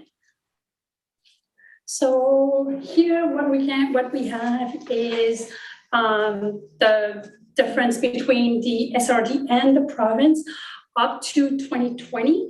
We can see that there's a slight increase from 2018 to 2020 for the SLRD. We believe it is due to the COVID-19 pandemic. We've seen an increase of use for each facilities. People were just doing their cleanup. So, and until we receive update from the province, it is yet too early to compare the SRD with the rest of the province and other regional districts. Next slide, please. So this is the timeline. So what we have achieved since 2014, since the creation of the solid waste management and resource and management plan. So we're going to focus on 2021. So basically what we can see is with the creation of a full-time position as Vanessa Lafontaine for communication and outreach special project, we were able to achieve more programs. We were able to put together more outreach, more events, even within the pandemic. So this is great, great news. I'm very happy with that. So staff have been working with the WildSafe BC coordinator since 2021, so that hasn't changed. We are still providing school workshop to increase zero waste and educate children to better recycle and divert, and just giving them more opportunities to understand our waste. We have been providing those workshops throughout the regional district. So in 2021, what we have been achieving as new programs, we put together a Britannia Beach Glass Depot, same model as Furry Creek. Back in 2021, it has been a great success, great diversion of glass because people don't have to drive to Squamish anymore for the glass. So that has been a great update. We also provided a weekly curbside organics for Britannia Beach and Furry Creek to reduce the bear encounters and just improve organics collection altogether. And for the first time as well in 2021, we did a curbside recycling tune-up in Britannia Beach and Furry Creek. Squamish can relate to that. Squamish have been doing it for quite a few years now. So it's just providing people with education door to door with information on their toes of what they're doing right and what they can improve. So it's really a one-on-one education program. After that, we started a collaboration for the Fire Smart program. So to increase diversion of vegetative debris. And we updated the Lillooet landfill design, operation, and closure plan. It is a 10-year plan that we need to update every 10 years. So that's give us like a good update of what to improve in the landfill, what could be diverted, but just also a better understanding of the closure plan of the landfill when we get to the closure of the landfill, which is not anytime soon. We still have many years to go with the landfill, so that's great. We have applied and we keep working on the Divine Transfer Station tenure. It is something that we need to update. We're just in conversation with the ministry. This takes time. It's just a matter of time now that they're going to get to our file and process it. We also resumed the solid waste and resource management plan monitoring committee. So it has been kind of like on the side for a few years. And since we were able to have 2 or 3 meetings in 2021, so that's kind of the goal, 2 or 3 meetings a year, so we can monitor the solid waste plan and where we need to focus and what have been done and what still need to be done. So yeah, that's if I look a little bit at my notes, that's what we've been doing. And 2022, we have quite a bit of items on our list that we want to achieve. Illegal dumping strategy and action plan that was part of the solid waste. It's been there for a while, so I'm very happy that we can start this year. We already started. We had meetings already. We are in progress, so that's very exciting. And I do believe you have been updated that the consultant that we hired will be contacting you guys to have a better idea of the illegal dumping in your areas. So that's very exciting news. I'm very happy with this. Pemberton transfer station relocation. So there's some progress. I was on site today, so it's very exciting to see the work getting done and just like getting closer to that new site. We are working on the Squamish Landfill focus amendment, the solid waste management plan focus amendment for Squamish Landfill. We're working also with Squamish and Wester for a waste room technical guideline. This is especially our more and priority for Area D with the bigger development coming. So we need to, we're working with Squamish and Wester to align a waste room guideline to help the developers to understand the requirement for waste and recycling to make sure that they allowed enough space for all the materials that they will be receiving with their residents. Waste composition audit. We did some in 2020. We're doing again in 2022. So that will help us to compare where we were back in 2020 with the amount of waste. We'll be able to include Goldbridge in 2022 along with Lillooet landfill. So that will give us a good idea of what where we're at with Goldbridge. And those waste audits always give us good information to where to focus our energies and how much waste are we getting that we shouldn't be getting in the landfill. So it helps us guide our priorities to where to really focus to divert more. Goldbridge transfer station, we have a septic trench. So we want to do a risk assessment to ensure that the septic trench that we have at the Goldbridge transfer station is working properly. And if there's any actions to take, that we know what to do and we're ready for the future. Because we know Goldbridge is also an area that is growing and we're getting more and more people and people are using more and more that septic trench. This year we'll still do the recycling curbside tune-up. We'll add the organics as well in that tune-up. So people will look at the recycling bin as well as the organic bins. That won't give us information of how much people are doing the organic, but how they're doing it. So making sure that they're not adding any plastic bags, even compostable bags, that doesn't belong in the organics. C2 Sky Soil doesn't, the residential organics doesn't want any of that contamination to ensure that they can sell the soil to agriculture use. we'll be working on a solid waste emergency management plan. We've seen last year the importance of knowing what to do with our waste in case of emergency. We've seen what happened in Whistler when they had to stockpile their waste. So we want to be ready for anything that can happen to us, having kind of a roadmap for the future that we would be able to rely on in case of emergency. We don't want to be trying to make decision in half a minute under emergency. Bylaw updates, for sure, it's always in my to-do list and my task. I want to make sure that we're focusing on those, especially for Goldbridge and Pemberton for this year, and Lillooet Landfill if we can. If not, it will be in 2023.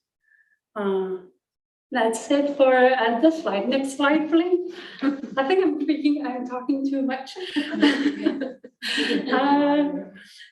So yeah, we added the 2020 waste composition information. As we can see, there's still many opportunities for more diversions. So with 2022, we'll see where we stand. Did we improve? Where can we still improve? And again, this year we'll add Goldbridge. So that's going to be great information for us to know where to focus for Goldbridge transfer station. Next slide. Thank you, Pip. So basically, this is kind of like a global information on outreach and education that Vanessa is leading. So a lot of events, programs for recycling options, as well as the organics with the incoming Make Soil Not Waste campaign, really bringing the organics in align with the farmers, so people understand that when they provide their food waste to the organics, it's making soil and it goes back to the farmers. So really trying to make that connection for people so they understand the use within a regional district to compost, especially where we have like composting facility available. So basically really focusing on recycling materials and organics, including yard waste diversion, because this is materials that has options other than landfill. Next slide. So those are the future initiatives. So in the next few years, what we want to work on. So always increase diversion opportunities, upgrading the Divine recycling facility, working on ICI and multi-family home. We know there's opportunities within the ICI and multi-family to divert more. Also working on construction and demolition. Those are items that can, I don't want to say easily because it's not easy at all, but there's good opportunities for diversion. And updating bylaws, waste composition audit for Pemberton and Divine eventually, and organics feasibility study for Goldbridge when we have more information. And a big item will be starting in 2024. We'll be updating a full update of the solid waste management plan. So we'll be able to look for the future opportunities that didn't happen, wasn't there back in 2014, because 2014 is already like 10 years ago. Much more has changed since then. So looking forward for that full update. But it is going to be a big item on our list. Next slide. And so those are a few items that we wanted to bring to your attention that Vanessa really worked hard on last year. So the education and outreach, that's what we refer to the curbside tune-up. So really having people going toe to toe and looking inside the totes, letting people know with like little sticker on their toes what they can do better and where they can bring it. White Safe VC with Devin. Pleased to say that he is coming back. So he's starting this week. He already has a list of few things to look at. Next slide. Education, the education program that we have with Aware, so going to school. The past 2 years, we've been doing a lot virtually. Hopefully we'll be able to do in person. However, virtual, it's kind of like nice for some schools. Some of the school prefer virtually, might be easier. So we'll kind of have like a adaptable version. And then a few posts that went on our social media to kind of like remind people of the programs that are available, you know, where it goes. So yeah, next slide. So again, few of what we've been doing, just I like really highlighting information on the type of programs we have.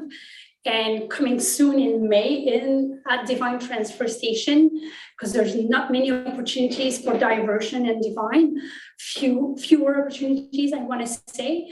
So Vanessa worked hard with the stewardship programs to bring those programs. So we'll be collecting those items, and then the stewardship program will be coming and collected at the end of those events. So we'll be able to collect tires, any kind of tires, electronics, lights.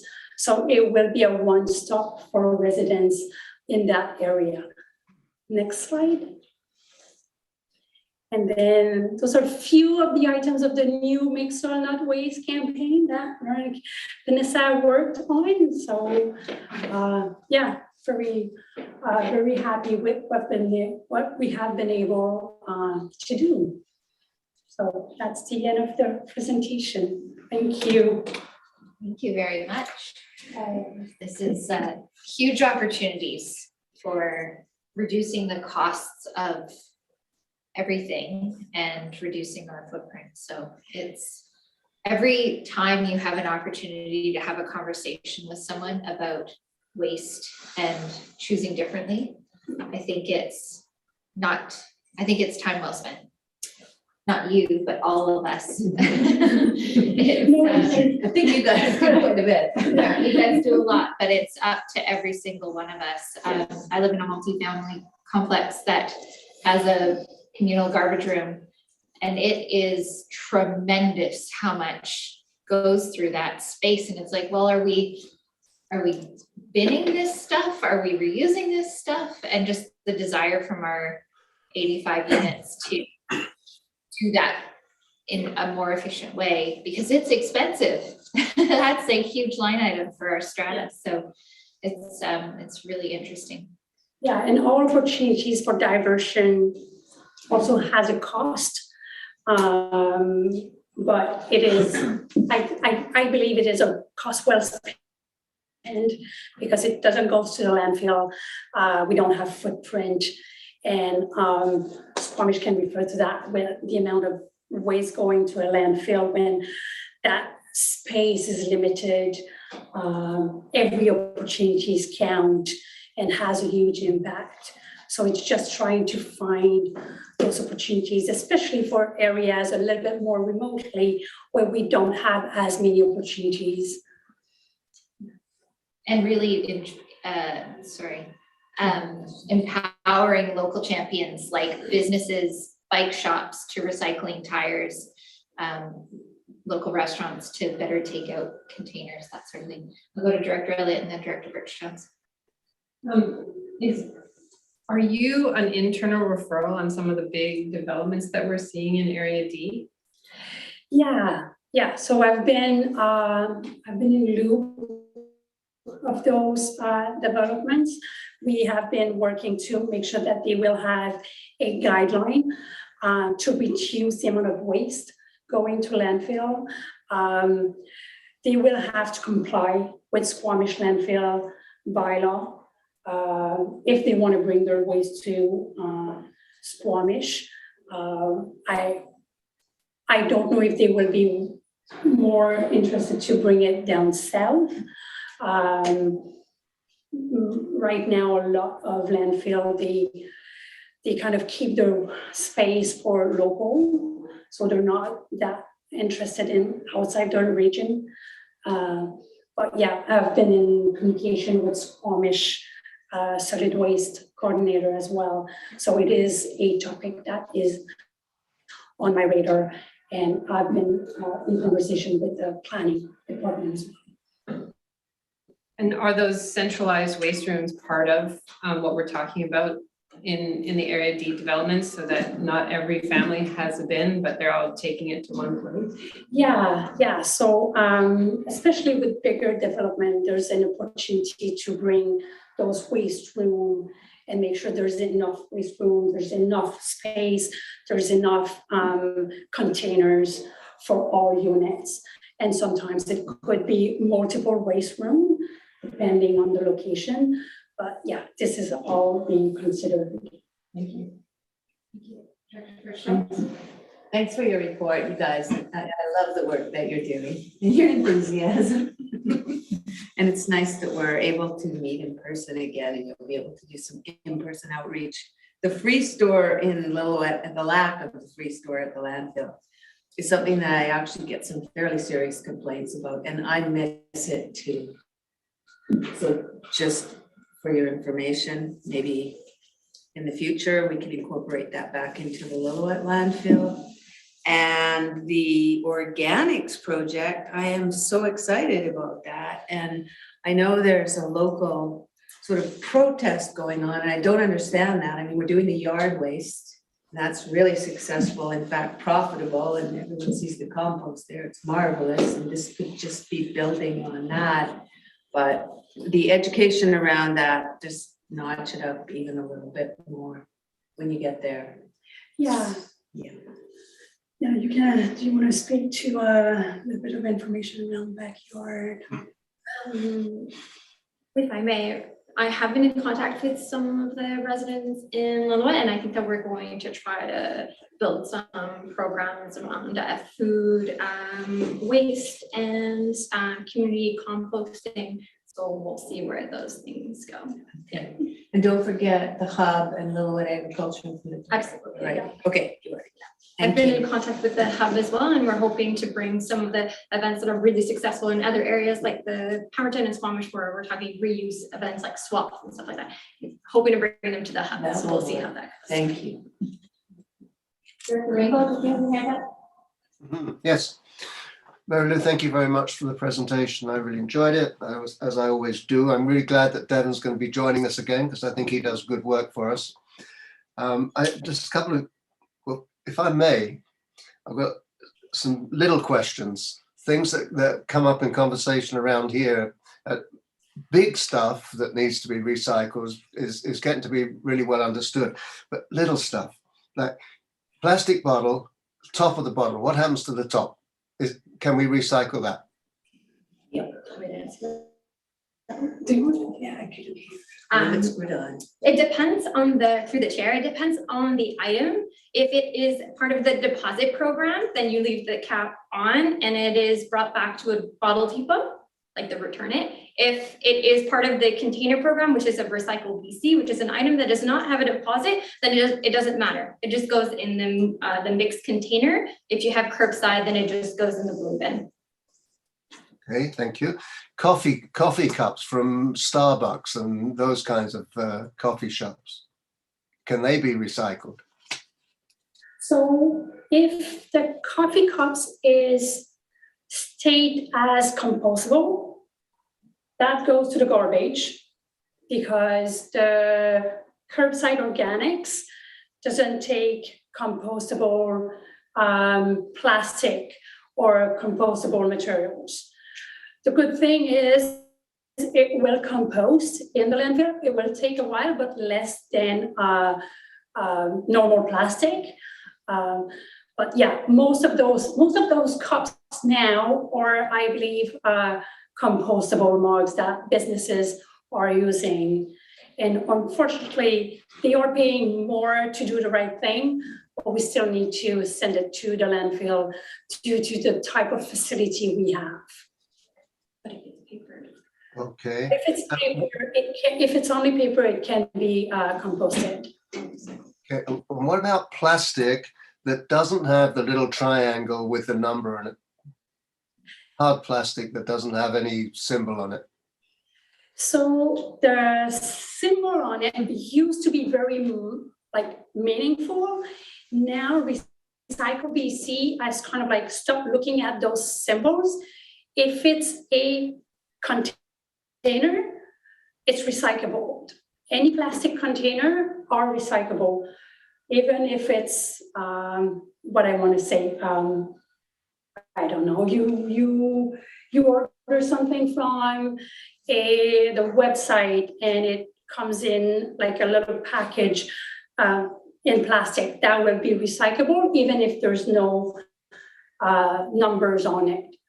In the past, our recycling system used to really focus on those numbers. Not anymore. We can think of Recycle BC as being the paper and packaging. So anything packaging is accepted on with Recycle BC. So on our blue bin. Okay, thank you very much. And just one last thing, forgive my ignorance for this. The waste room that you showed there was a red bin and some yellow bins. What are they?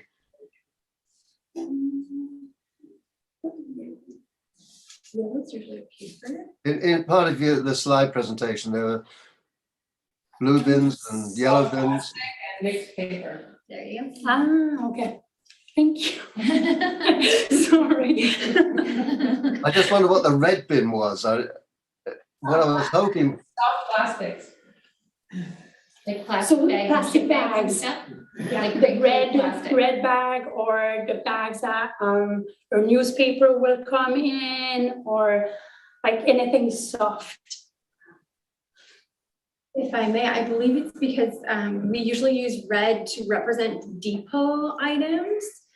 In the district, we usually use purples to identify those items, but that waste room was in Whistler and it was made by Aware. So that's possibly why red was used. Okay. And finally, we were in another municipality that had special bins for animal waste, for dog waste. It was handled separately. And I just wonder if we have any intention of doing that, because there's a lot of that around this area for sure. Yeah, dog waste, animal waste should go to the garbage. One of the issue I've seen and I've been made aware within the regional district is more how people handle their pet waste, especially when they're going out and about.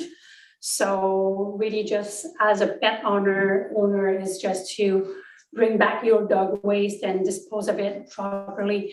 The regional district at this point, staff doesn't have any focus on dog waste, but it's something that we could look into if the board provide me with direction on that. Okay, thank you very much. Director Stoner. Thank you through the chair. Thank you for all your work. Reading your 2022 work plan, I was exhausted just reading the list of items, so no shortage of work going on. I had a small question, which is in the graphs for the regional breakdowns in the staff report, there's a trend line and it says 2 per moving average. Is that the 2-month moving average? It wasn't entirely clear what those graphs were actually telling us. Was that in the presentation? It's in the report, the information report in the appendix.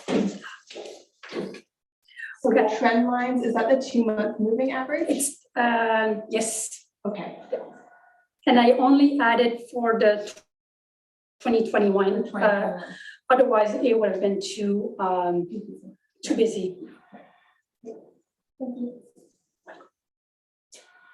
Okay, any other questions? Not see any.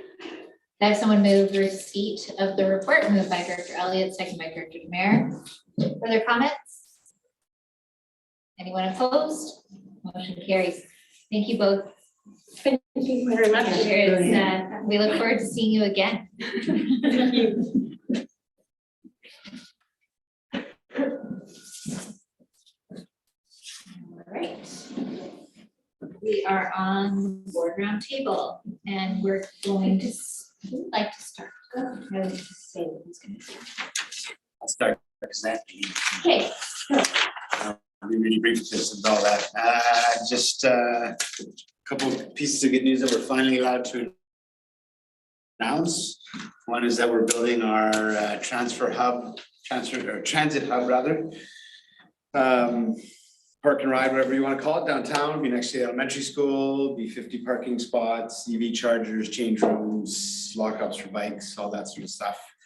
So we're gonna get out to RFP on that soon. And then the other, like our neighbors at Squamish, we got accepted for daycare space grant. So we'll be building new 50 new spaces in weeks, I'm sure. But yeah, that's really good news. Yeah, otherwise we're just gearing up for a busy summer. We're still right in the middle of the interview recruitment process for a new CAO. And yeah, busy times. We'll have a ton of development, ton of applications coming in our way. So yeah, it's gonna be a busy summer. And yeah, I just wanted to go first. I have to leave at 3:15, so I will be sneaking out on whoever's talking at that point. It's not personal. Okay. Thank you. Let's go to Director Mack. We haven't heard from you.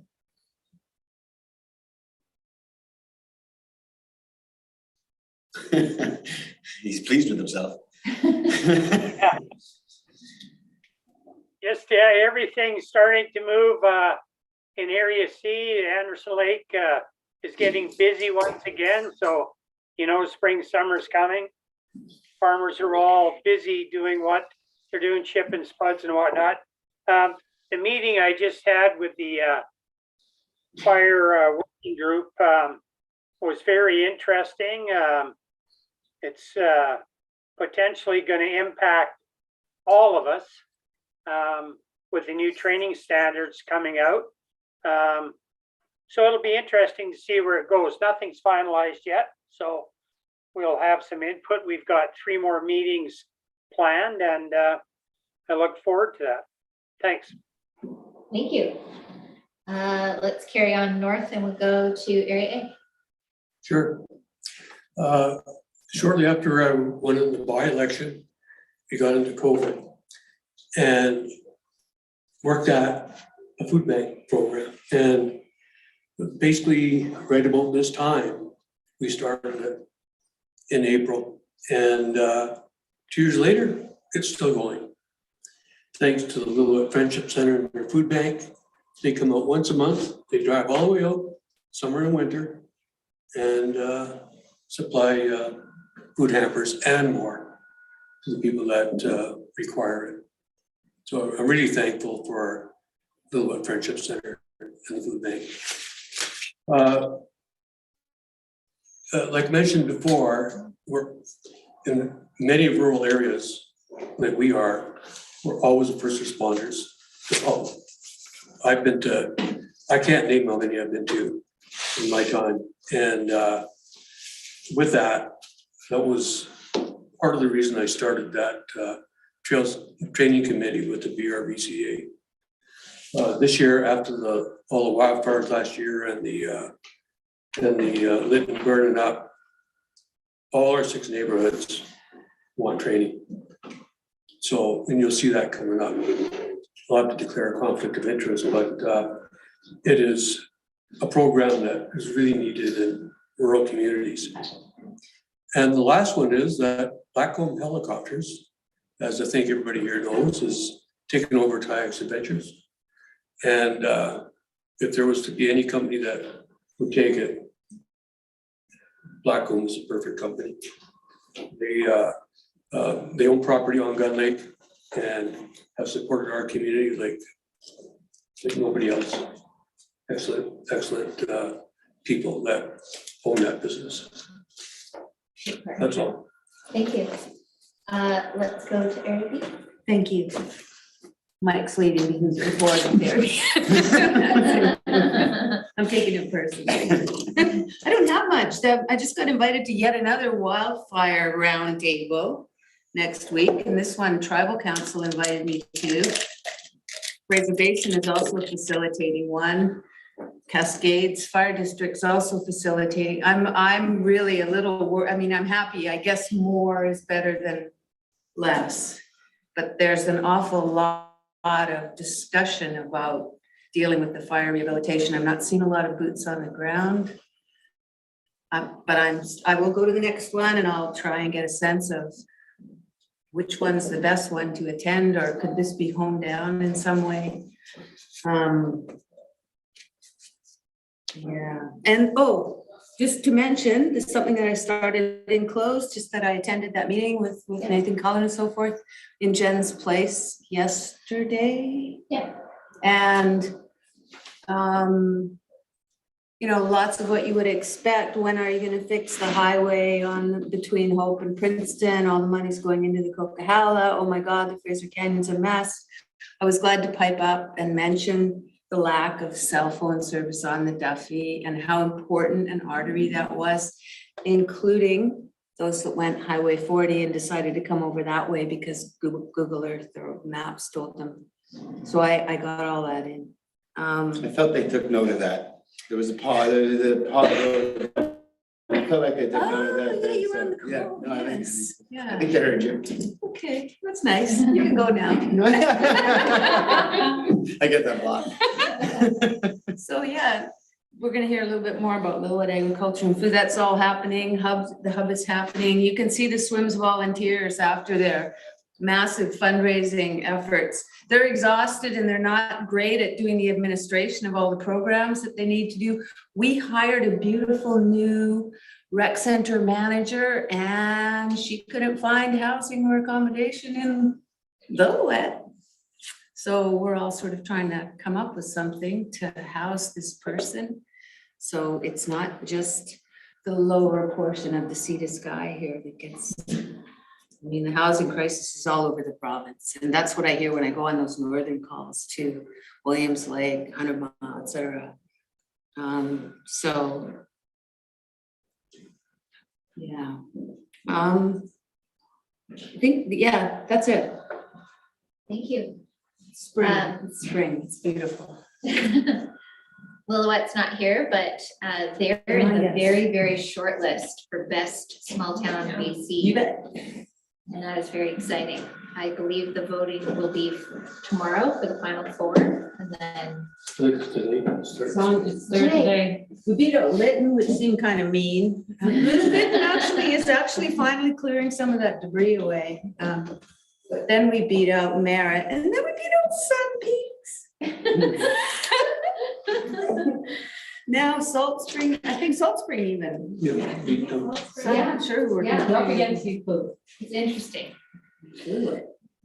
All right, let's take That was an eye roll. That's just too much of a, I mean, how can you compare those two places? let's go to Area D. Tony, tell us about Area D.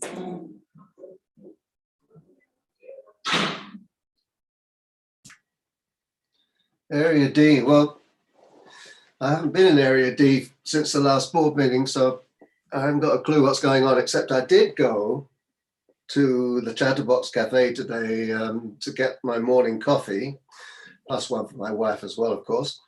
And I was very pleased to see that the concrete foundations for some of the townhomes are in place. They're visible now. And so I'm sure the framing will be going up very shortly.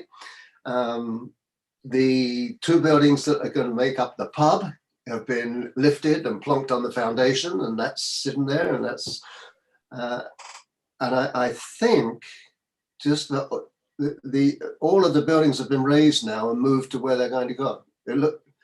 There's maybe the what's going to be the general store, part of which at the moment is the sales center. That's still down at ground level. I think that still has to be raised.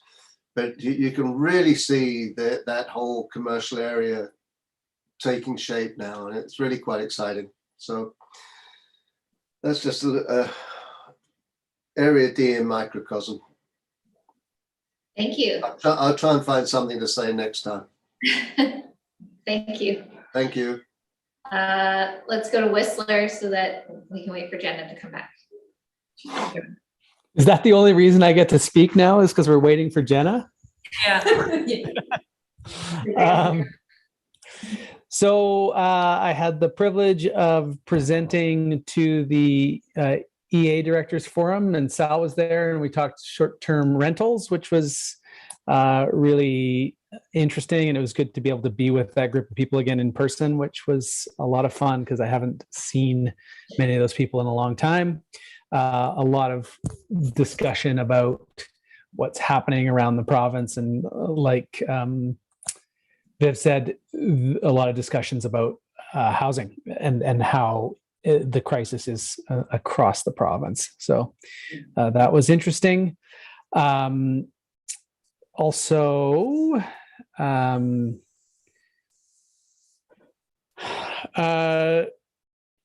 couple things happening in Whistler. Dempsey Bob has opened in the temporary exhibit at the Adane Art Museum, which is amazing. If you get a chance to come and see his masks and the work that he's done over the last 30 years, it is breathtaking. It's pretty impressive. So if you get a chance to come and see Dempsey Bob at the Adane, it's definitely worth it.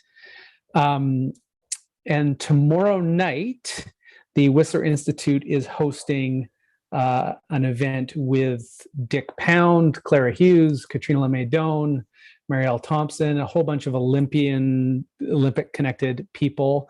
And it's a public event at the Whistler Conference Center. And I know there's still tickets. So if people are interested, they can show up at that. And just talking about the future of the Olympic movement. And there's a document called Olympic Agenda 2020+5, which sort of talks about the change in philosophy of the IOC. That is really about it. Aside from, it has been interesting to see people back in Whistler Village. We have been busy for the last few couple months, which is good, but challenging. Businesses are doing their very best to provide high quality service in a scenario where there's not tons of people looking for work. Whistler Mountain closed day before yesterday, and Blackcomb will stay open until May. So there'll be lots of spring skiing up on Blackcomb, and we're starting to dig out bike trails and get ready for the summer season. The Sudan Couloir race took place this last week during the World Ski and Snowboard Festival that had a small component this year, and looking forward to a big return next. So that's all I have, Chair. Thank you. One of the other changes we made at council a couple weeks ago, we've simplified the eligibility requirements for and some of the rental structure in our rental buildings at the WHA. We had quite a complicated grid of income and asset means testing. We've simplified that, so that is great because it's always better to be simple and easy to understand than to be complicated and cumbersome for staff and for applicants to work with. So I'm really, really happy about that, because that's been 2 years of work that we got it done. So I'm very excited about that. And now for the grand finale, we'll go to Squamish. It's too much pressure. I know, I want fireworks. All right. So I'll start with the really good news. We did get our daycare funding. We've been working in partnership with the school district to put new childcare facilities on school property, given that the transition of childcare to the Ministry of Education. So we got funding for 12 infant toddler spaces and 24 2.5 to kindergarten age at Valley Cliff Elementary. The doors are open at West Winds, which is 232 units of seniors affordable housing. So there were a lot of really happy people moving into their new home downtown on 3rd Avenue. It's a beautiful building that they built in partnership with Polygon, BC Housing, CMHC, and District of Squamish. So it's been really wonderful just to hear some of the feedback of people being able to move into those units. We're just months away from getting the keys to our new 76 unit rent geared to income housing near the high school with the Foundry and the Youth Hub at the bottom. So that's exciting. Last few weeks, we gave readings to our new patio program, and this is to take the temporary patios that were approved during COVID and create a more permanent program. So we've streamlined the process for restaurants, and this is now it's one system, whether you're applying on private land, curbside, or on the sidewalk. So that's been a real, really wonderful thing to see how well that's been received by our community in just terms of the public realm and activating our streetscape. So that's good to see that moving forward. Next week, we have an agri-food impact study coming from economic development. And this all started with the Area D and District of Squamish agricultural asset study, and then our agricultural plan. And now we're looking at the actual economic impact of the agri-food sector in Squamish. And so I'm really excited to see that those numbers and the vibrancy of this industry that we've started to put a lot of focus on through our Food Policy Council. Also next week, we have a group of UBC senior planning students that are presenting to council on moving beyond the car. And so if you're interested in that topic, we'll be live streaming it. I haven't seen the report, but staff tell me they have looked at this from a lot of different angles, including a technological one, and it should be fascinating because we are wrestling with what is the space for cars and how much parking is too much parking and how much is enough. And so I'm really interested to hear from them. And since Director Crompton mentioned the O'Dane, I'll just say that our high school production this end of April, beginning of May is Mamma Mia. So if you like musicals, that's what they're doing at the high school. April 27th to 30th and May 4th to 7th. Also, maybe touch on the Squamish Youth Council projects. I'll do that next time. Okay. Thanks. Thank you. Excellent. All right, I think we've covered every area. Let's move on. We'll go to 11.2. And this is a director's report regarding the Goldbridge Water System Condition Assessment and Asset Management Plan. Director DeMare. Yeah, the Goldbridge water system is quite old, other than the pump house. But, you know, we did have an issue with the VFD, variable frequency drive, the motor a while back, and the community was on boil water for a number of weeks, and because it was coming off a creek, so basically the water was from the creek, so they were in boil water. So, you know, having this assessment done is going to be really good for our community. There's a lot of benefits to it. You know, collecting data. The community is growing, and we need to know how big it can grow, and so on and so forth. So yeah, so I'd like to move it unless there's any questions. Okay, any questions? Seeing none. Moved by Director DeMare, seconded by Director Elliott. Call the question. Anyone opposed? Motion carries. Thank you. And Director Rainbow, Area D gas tax funds. I'll turn it over to you. Yeah, it's this is not the total amount of money that the department need to spend on this infrastructure. I just wanted to use some gas tax funds so that it wasn't all put onto taxes this year. So I've tried to keep it so it's basically around about the same amount to each community. That's about it. Okay. Any questions? Would you like to move that, Director Rainbow? Thank you. Sorry. Thanks, Chair. So I just wanted to clarify that the funding is as set out in your director's report. Director Rainbow, 26,000 to Britannia Beach Water, 12,000 to Furry Creek Water, and 16,000 to Furry Creek Sewer. Yeah, that was what I arranged with Suzanne. If something has changed, she hasn't mentioned it to me, but I assume that if this is approved, that she can then just transfer that money and. Okay. Yeah. So moved by Director Rainbow, seconded by Director Demare. Anyone opposed? Motion carries. Thank you. Thank you. 12.1. Just wondering where that pulled out of the 5.25 pulled out. Yep, it's at 12.5. It's at the end of this, yeah. I'll have to declare a conflict of interest on the 12.1 and 12.2 on the agenda. Okay. As my daughter will be RBCA and my wife is a director on the board. Okay, thank you, Director Mayor.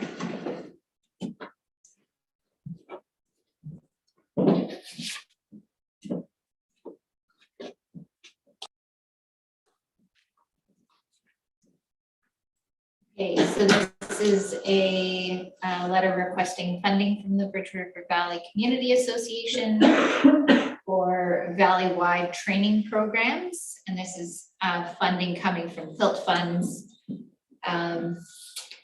Fairly set out in the report there. I have someone make the motion. Moved by Director Birch Jones, seconded by Director Elliott. Director Mack, do you have a question or Nope, comment? just No? keep moving. Thank you. Any other comments? I'll call the question. Is there anyone opposed? Motion carries.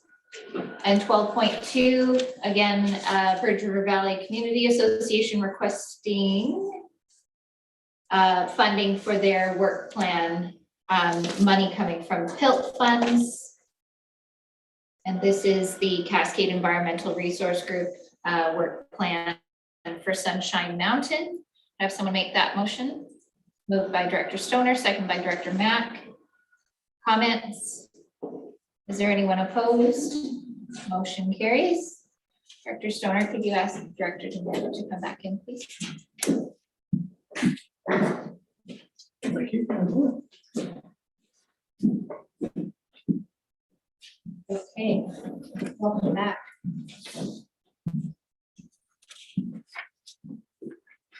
All right, we are now on 12.3. This is a request for funding for the Lillooet Agricultural and Food Society for their operational plan.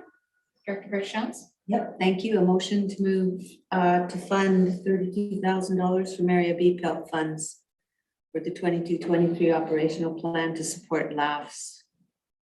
Okay, moved by Director Birch Jones, seconded by Director Stoner. Any comments? Is there anyone opposed? Motion carries. Thank you. 12.4, a request for funding from the District of Lillooet for the Downton Park Revitalization Project, and this is money coming out of Area B PILT funds. You want to move that? Yes, please. I'd like to move that towards the Downton Park Revitalization Project. Okay, moved by Director Birch Jones, seconded by Director Demare. Comments? Is there anyone opposed? Motion carries. 12.5 was the item that was pulled from the consent agenda. Director Demare. Thank you. I'd like to talk to this. I find it kind of disappointing, but I got a few bullet points here. One was I really wanted Jackie Taggart to be copied on by the ministry, and they didn't. So I forwarded to Emily Jackie Taggart. I will be asking the South Caribou Mahdi office, that they all know me, of course, about the quantified plans, because that's what it states in there. So I'm gonna be doing that and asking for it and see what they've done for our area. And I'm also gonna contact the Director of Rehabilitation and Maintenance with the ministry and talk about the 2018, 2019 road maintenance specifications review that they did. I've looked into this. As soon as they did that, it was approved and online. And it was mainly on the winter road maintenance specifications.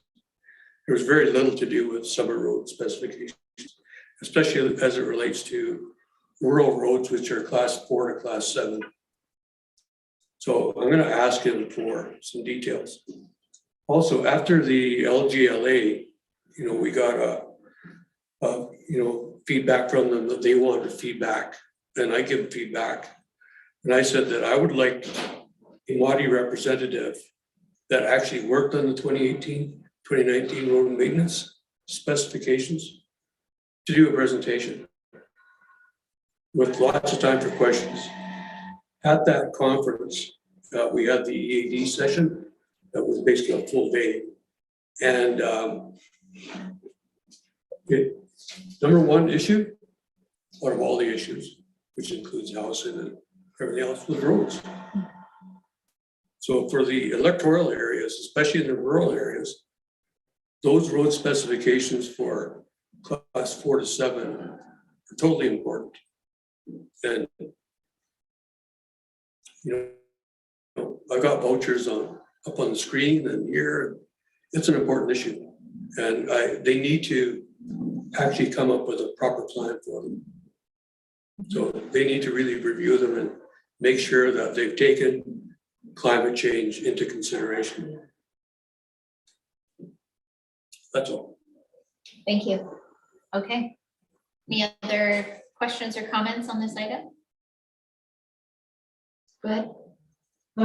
Maybe for the director's consideration is that we refer this to UBCM and our list of requested minister meetings so that we don't lose it. We keep the advocacy and the pressure on. Yeah. So maybe I'll move that to put on the list for potential UBCM meetings 2022. Thank you. So the motion moved by Director Elliott, second by Director Demare. Further comments? Anyone opposed? Motion carries. Thank you very much. And 13.1, letter from the City of Abbotsford regarding their resolution for recovery of municipal costs for inclusion at LMLGA convention. Move receipt by Director Elliott, seconded by Director Birch Jones. Any comments? Anyone opposed? Motion carries. And the request from the BC Electoral Boundaries Commission regarding input on the current electoral district boundaries. I thought this was really interesting because we've talked about this over the years about redrawing where the boundaries are and how our MLA can serve such a diverse and lopsided riding. They should align with us. Yeah.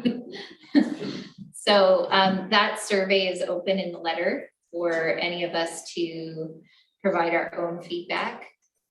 Or if we wish to, I don't think we have a tremendous amount of time. I can't remember when the deadline is.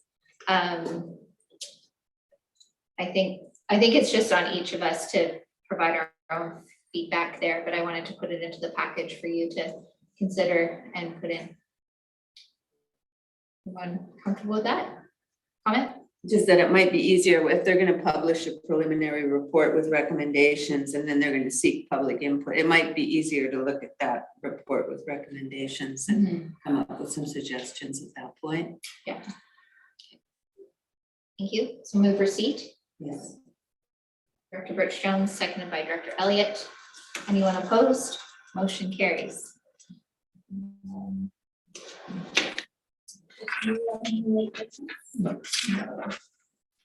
Okay. And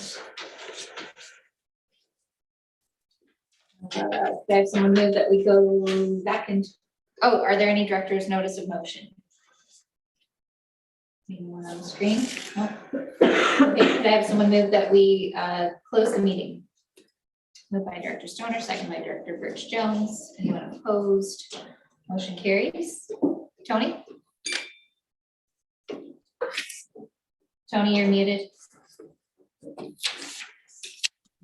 I just looked at that commission's website about the electoral boundaries, and they want to publish their report on May the 31st. So if we have anything to say, it better be soon, I think. Yeah. Thank you. Okay. I mean, I guess I could comment that it's odd the way my boundary